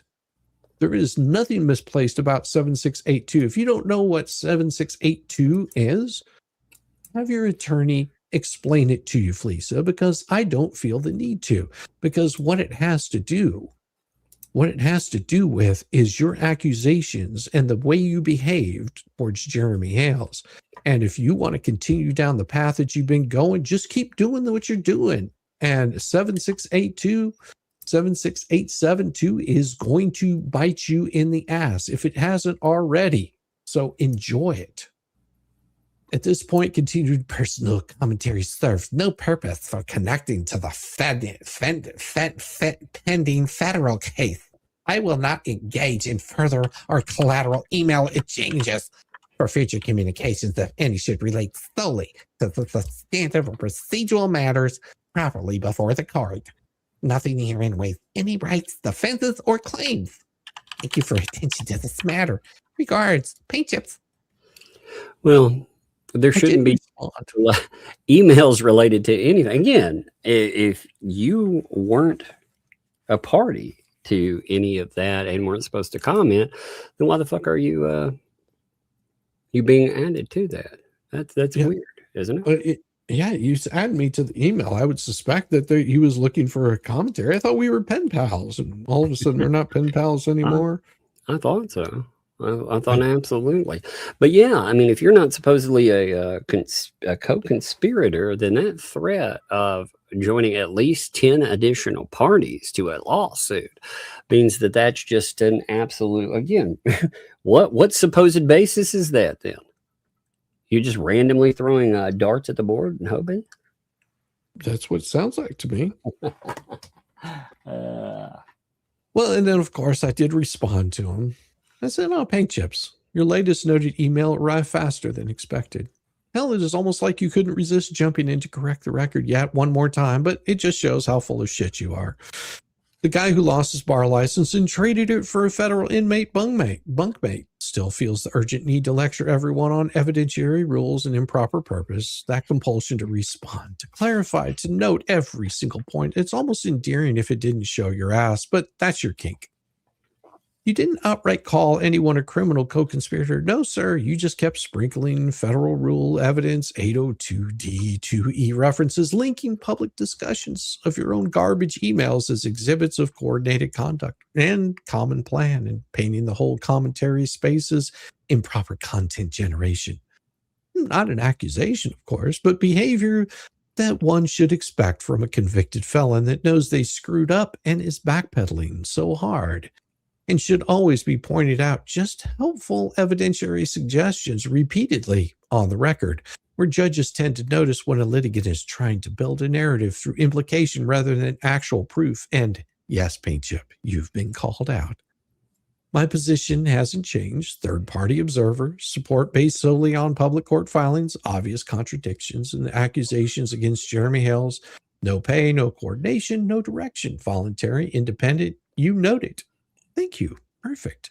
I also noticed a thing about you. Sorry, I didn't mean to cut you off there. No, go ahead. I noticed that you also, in order not to be a jackass like these people and try to clog up a docket, you aren't adding a judge to this stuff. You know, you are. You just commented to this and to a bunch of these other morons that are absolutely part of this mess. Yes, I have removed the judge from and the court from any of these emails because I don't think it belongs, for a judge to see this kind of crap. I mean, it may anger them, but I don't care. It's just like there's no reason that the judge should be getting this. I mean, that's just my opinion. I could be wrong. Hell, Oh, as for Florida's, and as for Florida Statute 78672, you're correct. It doesn't control federal procedure. Glad you could clarify that for her. So now she is fully aware of how much time she is looking at for each time that she violated that. I would bet you explained that in vivid detail, how you know all about violations, didn't you? Your denial of improper intent sits right next to the spousal practice digs, your Georgia punch fantasy, the South Carolina harassment vows, the unsolicited party CC spam, and the instant conspiracy pivots on any pushback. And the picture is just getting sharper and sharper. You say collateral commentary serves no purpose, and we should stick to the substantive procedural matters before the court. I couldn't agree more. But yet here you are, still emailing me for no other reason than to screw yourself in the long run. So if there's another administrative reason to drop Lupin, outsiders drop more than 801 hints without evidence or expand the list for preservations, feel free. I'm happy to let the chain do the talking, strictly on the record. Nothing herein waives any rights, defenses, claims, or remedies. All the best. Shizzy Wisnut. That's so funny. You know, it's so funny how they started this stuff up, like I said, too. And then their boy, who Paint Chips brought in, and Paint Chips, making this very clear, Paint Chips was blaming the threats for the process server and stuff on. So he tags this guy into the messages, too. You know, a guy that essentially is like, this guy isn't connected to me. This guy is doing this on his own, whatever. So, but he tags him in, and this guy, at first, again, he is milling just crazy shit, including, you know, talking trash about one judge, some judge who he says he called a plaintiff some horrible thing. But then, like I said, Marla ends up re-adding everyone. And when dude wants to make an insult to Marla, it goes to the judge. Absolutely. Oh, the ecosystem, man. So I mean, there's your connection with old Joey Camp. It's just it's all insanity. You know, the best thing, I'm telling you, if Fed 2 ends up falling, if that's the way it goes, it could potentially work out. It's definitely a lot cheaper, man. That is a hell of a price tag. Certain people, I think Paint Chips might be panicking if that case falls. Paint Chips is afraid he's going to be connected to it still. That's why he's flipping the fuck out, because he's the only one still stuck in it. Because Preston, ultimately, yes, her name's still on it, but that's a bankruptcy thing. Yeah. You know, I mean, and as soon as that bankruptcy is lifted, if that case falls, then more than likely what would happen is the judge would just dismiss her like he did the rest of them, but he can't do anything. If she didn't learn anything from Scott Stark and all the thumbnail case, the judge can't do anything while that thing is in stay, except for, you know, say that, you know, there will be monetary compensation, but to be determined at a later date. Yeah, I mean, the judge made statement. Actually, the judge, this is funny. So, you know, the ecosystem is always, you know, they're talking about how great Belito is now and everything, right? Well, you know, that call him a bozo. Yeah, they were attacking him all the time. Now he's so amazing. Well, you know, there's a fun little note. This was brought up. I think it also was Melissa that posted this. You know, as far as notes on bankruptcy, there was a wonderful little note. Maybe they should have paid attention to before. You know, the court did not overlook that, quote, the automatic stay provision of the bankruptcy court does not extend to lawsuits initiated by the debtor. Huh. Yeah, that's painful, isn't it? And thus would not apply to Preston's counterclaims in this case. Wait, so even Belito noted when they were going in for their bankruptcy trial and they were trying to get money, Belito could have been a wonderful source as somebody to shoot this down. Maybe they should have looked over, you know, if Preston was paying attention to her own cases, she would realize that subject had already been brought up. Uh-huh. That's fun. It's fun times. Oh, my God. Yep. These these fools are just I think they've got themselves in a pickle, and Paint Chips is the only one that realizes that they're in a pickle. That's why he's wanting so fast to backtrack on every single thing about all of the emails that he was sending to me. He wants to backtrack really fast on all the behavior and the things that he said on the Fleas channel, which I have recorded and screen capped.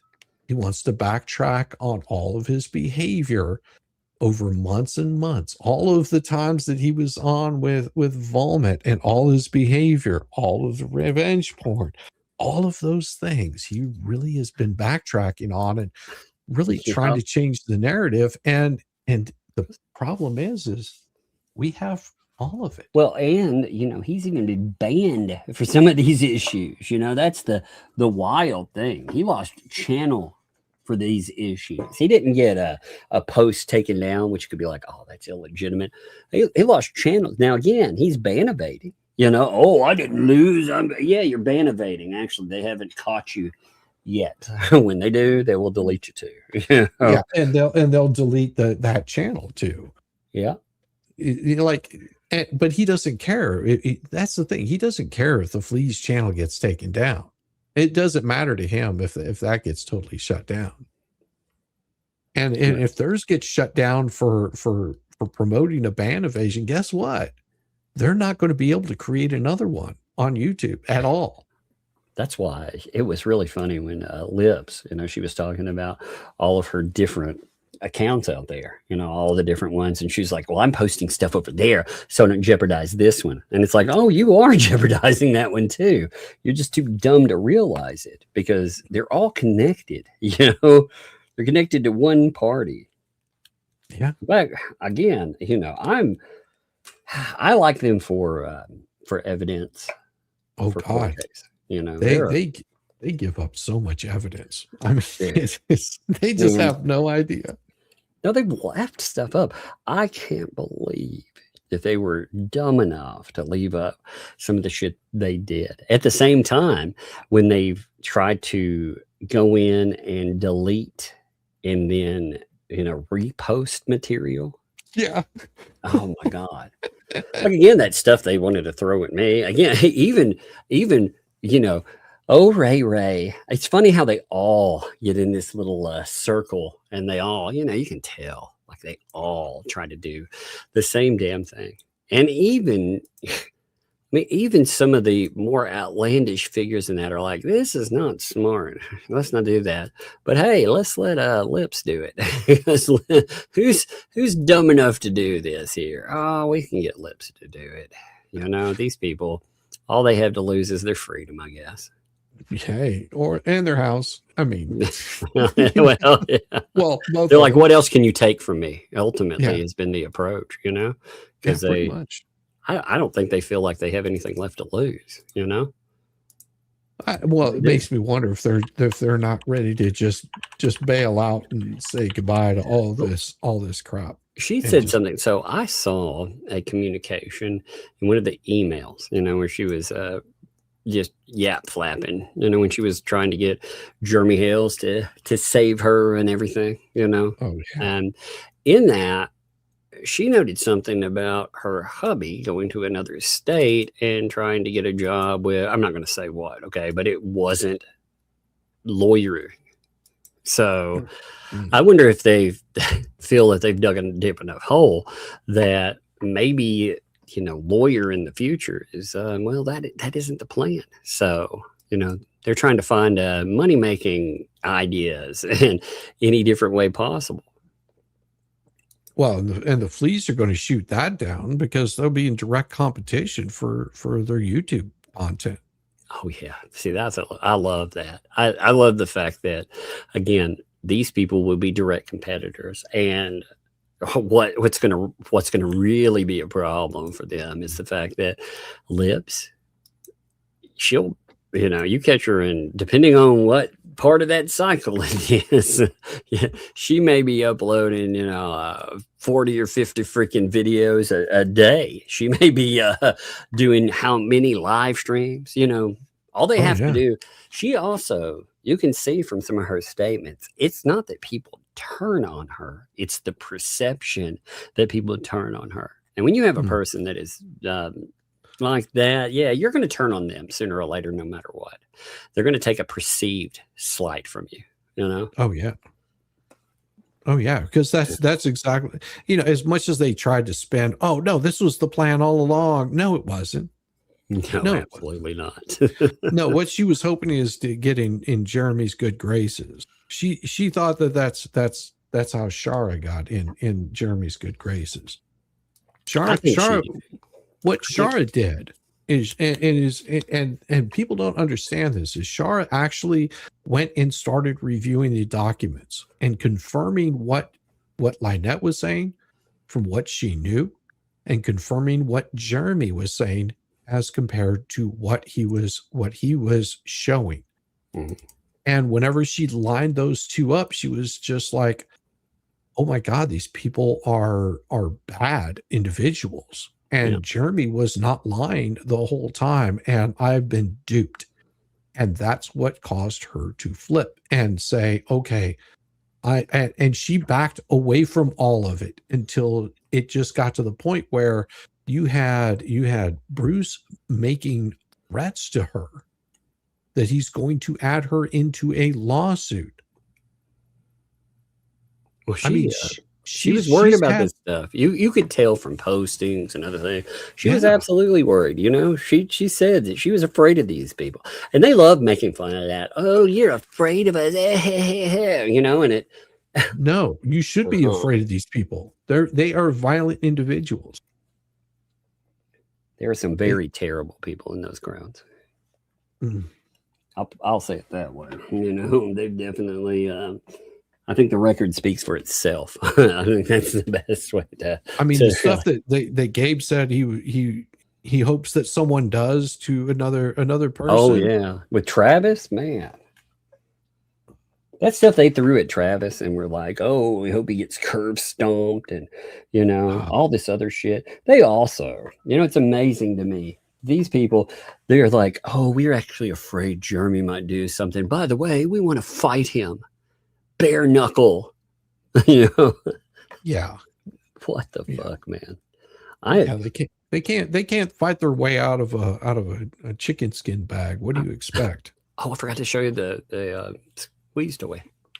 Oh yeah, weird. I was messing with it here. It's the weirdest, grossest. Like, it's weird and gross, but kind of cool at the same time.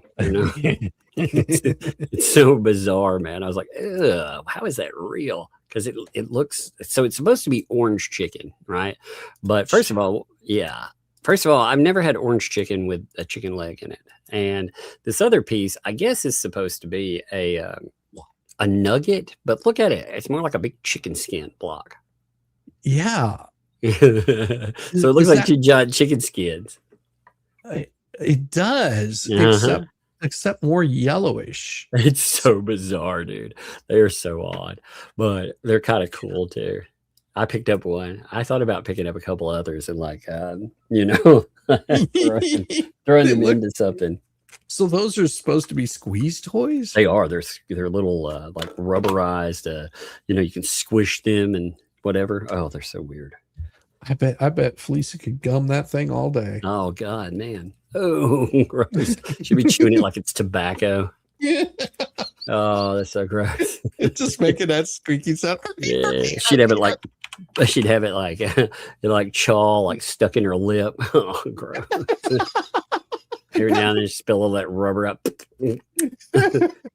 Look, oh my, gross, man.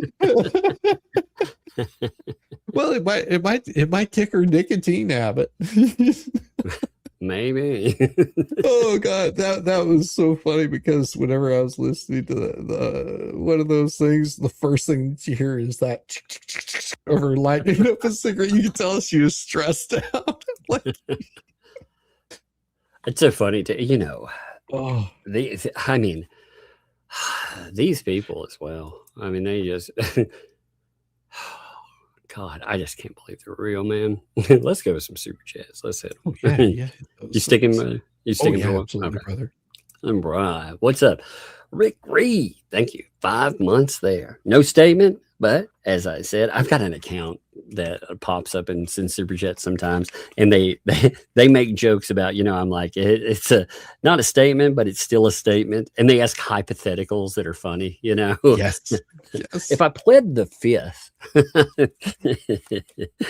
didn't want to make a statement, but I gave a super chat, would that still be a statement? They had something like that yesterday. I was like, that is hilarious. I love that. I think it's funny as hell. But Rick Reed, thank you. Appreciate the support. Max Lab, how's it going, man? Hope you are having a fantastic weekend. Appreciate you. Thank you also for the support. Super chat. Lily, 30 months. Awesome there. Love, Tuck, and Shizzy. Well, thank you. Love back to you. Most definitely. Carl, what's up? 7 months there. Lurker tax. Indeed. Yes. Thank you for the lurker tax. It was a good live stream. We pulled about 2,200 people, which is good. Weekends, I figure I cracked 2,000 on a weekend. I'm doing great. Oh, yeah. So, yeah. It's been very good with that. And people have been very supportive too. They wonder what's going to go on with these crazy people. These crazy people. It's going to be interesting no matter what happens, because at the end of this, ultimately, when the cases end, so do their channels. They may be able to pull down over time. You watch, give them 6 months, they'll be pulling 100 people, unless and the Jeremy Hale's stuff won't work for them. After his cases go whichever way they go, they will not be able to do anything afterwards. It will ruin them. Yeah, win or lose, it won't matter. I mean, they will lose. That's the. It's because I've explained this to other people. It's like, this is just another one of the cases that I cover, and I mean, I side with Jeremy on this because I've seen the behavior from the other side there, and the kind of things that they've done, and what I've been shown, what I see is just really bad behavior from that side over there. And I'm like, you got people that support Jeremy. You've got people that support this group of people that are just looking to do nothing but tear a person down. Well, yeah, and nicety. See, people get confused in this stuff, and they think somehow that you're obligated to nice. You're not obligated to be nice, not be an asshole. See, the difference is if let's say 2L had some kind of support. They had backers in there that actually backed, as again, not as like an individual, but as a company in some way. Say they have some kind of advertiser or whatever. Yeah. Well, if they did that, I might talk about how shitty of people they are, but it would never enter my mind to contact their advertisers ever. No. No. That's not that. It's it's like it would be like sitting there. You see how, and I'll just use Mr. Beast for example, because he's the top YouTuber or whatever. So you look at Mr. Beast and you can comment on the kind of behavior that he does, but whenever you're stepping over that line and reaching out to, companies that are supporting him and trying to interrupt with his business, that's taking it a step too far. And that's the behavior that they've done. Yeah. And they do it through false statements. They have made so many false statements too. And they've noted, interestingly enough, that they themselves are not consumers. They are like, oh, well, I was a mod at one time, but, blah, blah, blah. Well, that's good to know, It's also interesting when you look at the background. So last year I went on a deep dive because I was curious about the Travis Association, why they hated Travis so much. And what I found was that, they ultimately, they expect someone like a Travis, who has helped them, by the way, as well, to, he's supposed to either do exactly what they wanted, make demands. Like when they decided they wanted to turn on Hales, well, Travis is supposed to turn on Hales too. And if he doesn't do it, you and I, like there are people I disagree with on quite a few things. Yeah. And even if I don't like them, I usually just disconnect from a person. I'll go my own path, and it's a big world. We don't have to have it. But they found it's more rewarding to turn on Jeremy Hales. But it's rewarding in the immediate. It will not last forever, and they are terrible to listen to.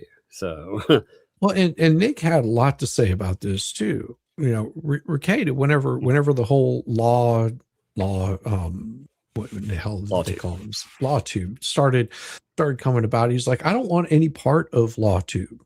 And they're like, oh, but you be the leader of the LawTube. And he's like, no, I don't want any part of this, because this ends poorly every time that you have someone that's some sort of leader, and you're going to have people that disagree with you. And what happened with people, because there was some sort of agreement. I don't know if it was true or not, or they were making shit up, but all it turned into drama. And then you look at where those channels are that acted in that behavior, and their channels have almost tanked. Like many of them. Well, that's the thing. Like in the YouTube world, I try to, like I said, there are many people that I do not like. Some of them maybe I did like one time, and I just find, after a while you get tired of it or whatever. Right. But I try not to burn bridges anymore. I did it one time, but as I've gone along, I've become smarter about it, looking at it as a business. And it is. These people don't see it that way, though. They see it as the only business that they have is being anti-Hales. They have gone and marketed off of it. They've done all that. In fact, they should thank Jeremy for litigation, because in litigation, that also gave them something where they can be like, this and this. And they should also, interestingly, they should be thanking Bruce, because Bruce, when they turned on Bruce, I'm not surprised by it, but my God, if I were Bruce, I'd be so pissed off after what I did for them. He made their channel. He made their channel. He did. He built them, he did. Travis, thanks for the 5. You definitely have a Tennessee accent, because I have a Texas accent, which is way different types of Southern accents. Mine's like Boomhauer. That's hilarious. Yeah. Oh, dang, you do have to get on some of that. And when I get down there, you know what I'm talking about. Well, the one thing with Southern accents that you notice, and you can compare it with others, is how slow people. It's like we don't get in a hurry, when we talk normally. And that's the stereotypical accent. We speak slower. I kind of like it, I feel like I talk fast, but I don't know. I'm a bad judge of that for myself. Like people say that you have an accent, but I just don't hear it. I mean, I can hear mine. I think part of mine, though, I also sound like I could be a condescending asshole, and I am. I'm a condescending asshole too sometimes. So you can't hear that sometimes. It does come out.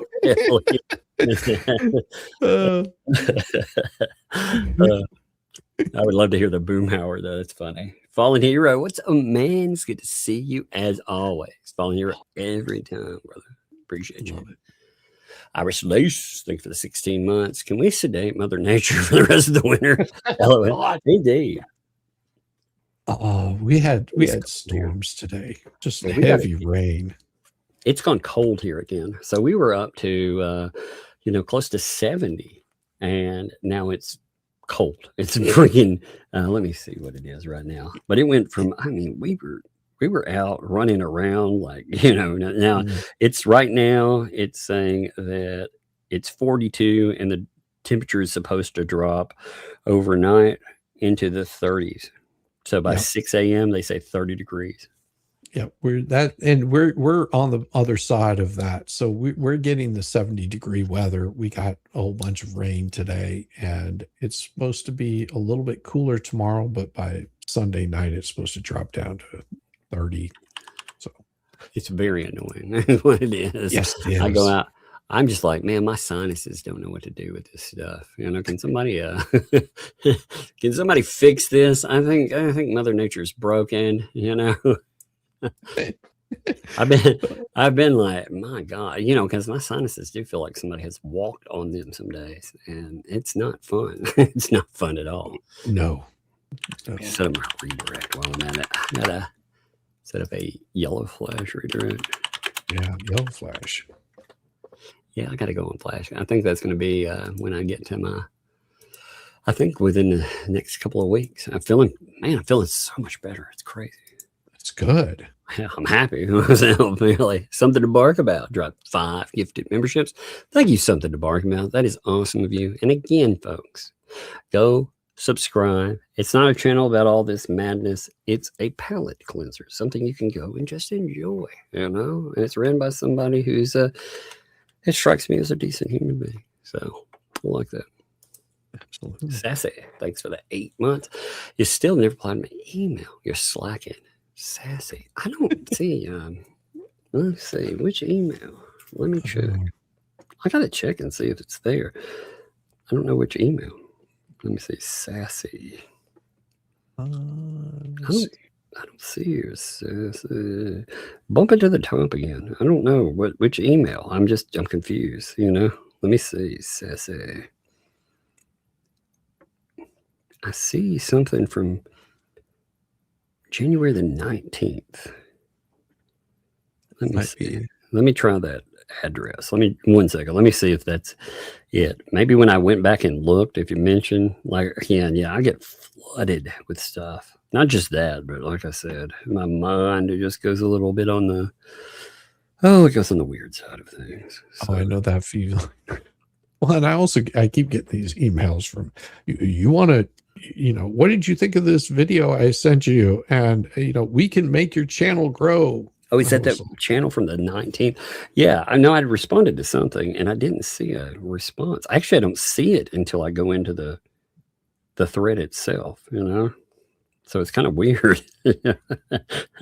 When people respond, I get so much email. And on top of it, like I said, with health and stuff, I've just been terrible about it all. You know, it's not an intentional thing, but it definitely happens. You know, let me copy something real fast, then we'll move forward. 1 second. I want to make sure I send this before I forget, you know. So, and also just to note that Rhea Norman sent you email for Lug. Oh yeah, I saw that. Okay, I saw that. That's cool. Yeah, for the food thing. I saw that. I like that. Yeah, there's times that I don't check my email, and so it might go a couple of days. I'm terrible about emails and stuff. It's just, I forget. Like I said, my memory has been so messed up. If I look at something to him, like, yeah, I got to respond to that later. And then it's like, oh, there's nothing to do. I don't remember. James, thanks for the 5. Are they going to get judges disqualified to further delayed proceedings now? Actually, you know, you got to wonder, depending on the judge, is that a terrible thing? Just, you know, now they like all of them except for paint chips likes the potted plant. You know. Yeah. Jack's mom, what's up? How are you doing? By the way, appreciate you. Thank you for the gifted membership. Much appreciated. Emmy, thank you. Dropped 5 giftos there. Thank you, Emmy. Appreciate you, by the way, very much. Thank you. Cinepads, thanks for the 249, 3 a.m. Falling asleep to 2 soothing voices. Thanks. Aww. Yeah, that's the way to sleep. Dinah's mom, by the way, read this before about, the rumor says lawsuit. Well, they can bring it, you know. What are they suing with exactly? What money are they bringing? Are they going to bring in this guy who is still trying to, you know, yet again, attach himself to case. He's got his own problems. Like who else? So Lily thinks of it. But Bruce admitted to the court that he was doing it pro bono. I'm pretty sure. Yeah, he said he was doing stuff pro bono, but he was doing contingency based. See, they never got to turning over anything in other one, but we ended up for for him, he was saying, I'm doing this with no charge. Yeah, he was saying, I'm doing it pro bono. But that's not correct, is it? We saw the contingency basis with other stuff. Mm-hmm. We know that he was on that he was wanting some of that moolish. So, well, and also you have to understand that he wouldn't have to turn that over unless the judge ordered him to turn it over, because that would be work. Yeah. He can say that that's work privilege. It has to do with his work.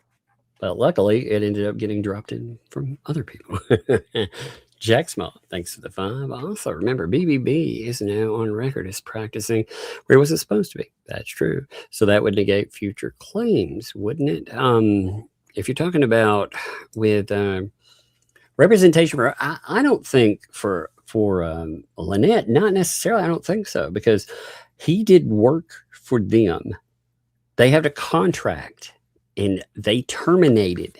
After he had put in a tremendous amount of time. Tuck, you're forgetting. You're forgetting the thumbnail and also trespass. Yeah, that he was working under Stark. Yeah, behind the scenes with everything. Yeah. Well, and Stark, there's a deposition of Stark stating such. Yeah. That Bruce was heavily involved in writing those, and he was signing off on them. Well, we know, like I said, Fed 1.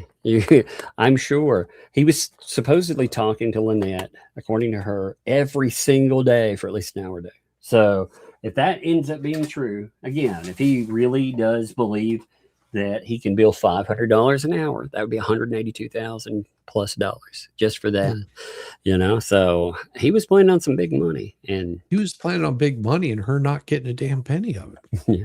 Well, and the thing that ends up happening with that, again, with the firing, I'm not saying he will do anything. That I'm just saying, like, if you think any of these people are your pals, what exactly would make anybody think that in this mess where money has not popped up and all this other stuff? If anybody thinks that any of this has been done just out of the kindness of, well, I've got a bridge to sell you. Yeah. Something to bark about. Again, thank you for the 10 there, Tux. Thank you for the shout out. Channel hit 410. Only need 590. Well, you know what? We need to grind you again. I do like shouting. I just like a palate cleanser. So I really do think people should check your channel out. I like it. Tracy, thank you. Dropped 5 giftos there. Thank you very much, Tracy, too. And it is awesome to see you as well. Thank you. Smitty, thanks for the 9 months. The hate channels prove you don't even need content. You just talk crap 5 hours a day. Yeah. Downside only tricks losers. Yeah. That they don't show anything. Actually, that's the wild part of it. They utilize Hale's name to basically just sit there and circle jerk. They say nobody else has content. And it's like, man, half the time, if I want to know something that happened in their show, I'll go over and check out Jay's flea cap, because otherwise I'm just listening to a circle jerk of the same thing I've heard before. Or even I watch so you don't have to. I mean, you if you want to know what happened, you can pull that up on Facebook, look at it, and go, oh, this is what they were talking about. Indeed. Smitty, though, you are 100% there. Brazilla, thanks to 500/4,000 members to watch members. Okay, so it's 500 and 4,000 now. Yeah, yes. So look at that. Something to bark about. You're actually you're 90 off. You just need to get the watch time up. The watch time is the hardest portion. Yes. Again, that's been the Lips plant. They say just so many horrible things about people like Jeremy Hales, and it drives watch time. It absolutely has.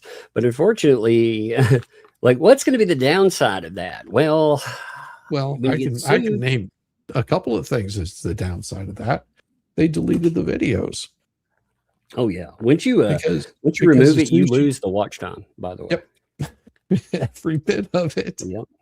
They kept up again where they also where they have tried to change certain things, like again, where they said some pretty awful shit for myself. They still left part of that in that live stream. So it's set there for a month now. So damage not just done initially, but also later on. And you were dumb enough to put your names to it as an officer of the court. That's amazing. Oh, here we go. Tight line again. This non-comment is to stand as a memorial to the comment that never was. I love it. I love it. Oh shit. You know what? That needs to be like a plaque. I would hang that on my wall. I would. I'm saving this right now. That is beautiful. Yes. That is absolutely I do. wonderful. I love that, by the way. Hope it still counts in and of itself. Indeed. It does indeed. It's not a comment, yet it is a comment. I love that. That is freaking funny stuff. Patrick, thanks for the 5. If Lisa publishes in Orange County, video recorded in Levy County, can Jeremy Hale file a contempt in Orange County instead of Levy County? Well, the people that the report is over, actually, it's been filed in Orange County. Yeah, it's probably, it's actually been filed with Florida itself, I'm sure, with and what has happened with that, I have no idea. I'm not sure. Like I said, I saw something really crazy from a person that I thought had left, or that was in the ecosystem, but even though they were in the ecosystem, they either have a bone to pick with Flea or they've tired. I don't know exactly what's going on there, but I saw something as far as a complaint that I was like, holy crap. They wrote what now? I'm not going to say who because I don't want to burn them, but it's amazing. It is absolutely. Travis, thanks to the 2. What's wrong with chaw? Been chewing since 1340 now. It's bad if you're chewing a rubber toy. My dad, when I was little, I don't chew tobacco because when I was really little, my dad decided he would teach me a horrible lesson. He was like, I used to watch him chew, and he was like, "Oh, you want some?" I was like, "Yeah, be cool like that." So he gives me this wad of it. I can't even put it. He's like, "Put it in your lip and put it everywhere." So I've got it in there and it's gross. It's another world back when. Nowadays you do this. Oh yeah, all kinds of trouble. But after my mouth got all full, he grabbed my freaking nose in my mouth and caused me to swallow part of it. And it made me so fucking sick that never, ever wanted it in my life again. So that broke me and forever wanted. But I've known plenty of people that have chewed, it's well, what broke me was I was spending some time in Kentucky, and I was getting fresh leaves, like fresh tobacco leaves, and the farmers around there, they would basically create their own. It was almost like a stick that they would have, and they could just cut a little piece of that off. Yeah. And I was so enthralled by it. I was like, "Can I try that?" They were just like, "Absolutely." And they cut me off a piece, and I put that thing in there. It wasn't 15 minutes later, and I was the world was spinning for me, and I stopped doing it after that. never even thought about it. I just, man, it's so crazy. Like, it's wild when it gets, you're like, oh man, you Poindexter to thanks to the 20 there. I used to think that soap operas were the pinnacle of ludicrousness. Then Otter Creek happened. That's right. These people are firmly planted in the weirdest fantasies about how life really works. Thanks for being beacons of sanity. Indeed, awesome. I mean, I have to say, I love watching these people are so loony that it's fun to watch. It is. Yeah, Rira, I did see your thing about the cooking item, though. I did see that. It's cool. I like it. I was checking that out. Business Venom, crouton money. They're seasoned like your accent. It takes a long time to perfect a fake accent like this. It does. I mean, I need to work on it myself. Yep. It takes work there, you know. Let's see. God, I'm going to say, let me see if it says a name on here. I'm just going to say AM because you know who I'm talking about there. Thank you. Sent 5 over with PayPal. Thank you for that. It does not have a statement, but again, big statement there, and I appreciate it. Backs the channel. Thank you. And Emmy sent 50. I don't know if read this or not. I'll just say this with anything. I am terrible with emails, and especially with, like I said, with health and stuff. But nobody take, like, if somebody writes or if you message me on platforms, especially, Lord, I'm terrible. Facebook, I'm awful with, but Twitter, I've been pretty awful with too. Like I said, I did well to hold down this slot, and that was pretty much all I was doing with health. Now I'm feeling better in the last week, a lot more, but it's still, you know, it's better than, oh my God, everything's crashed down. But point in that is to say, never take that personally, because that is not a personal thing. I appreciate all of you, you know, and never think if I were irritated or anything with something that ever happened, just to say hypothetically when people ask, I would probably note it. So, you know, don't ever think that though. I do appreciate you very much. All right. I think we're at the end today. I'm going to kick them over to Yellow Flash, folks, with the caveat of noting, if you offend easily, do not go over there and get offended. Remember, offense isn't given, it is taken. But if you want to go over, goof off, laugh at whatever stupid that they have going on that day, it's coming up, whether it's political or social or whatever, go and have fun. You know, you can go and laugh at all that. But I'm going to end here. Appreciate you coming on, brother. Should you have me, man? All right, let's get out of here.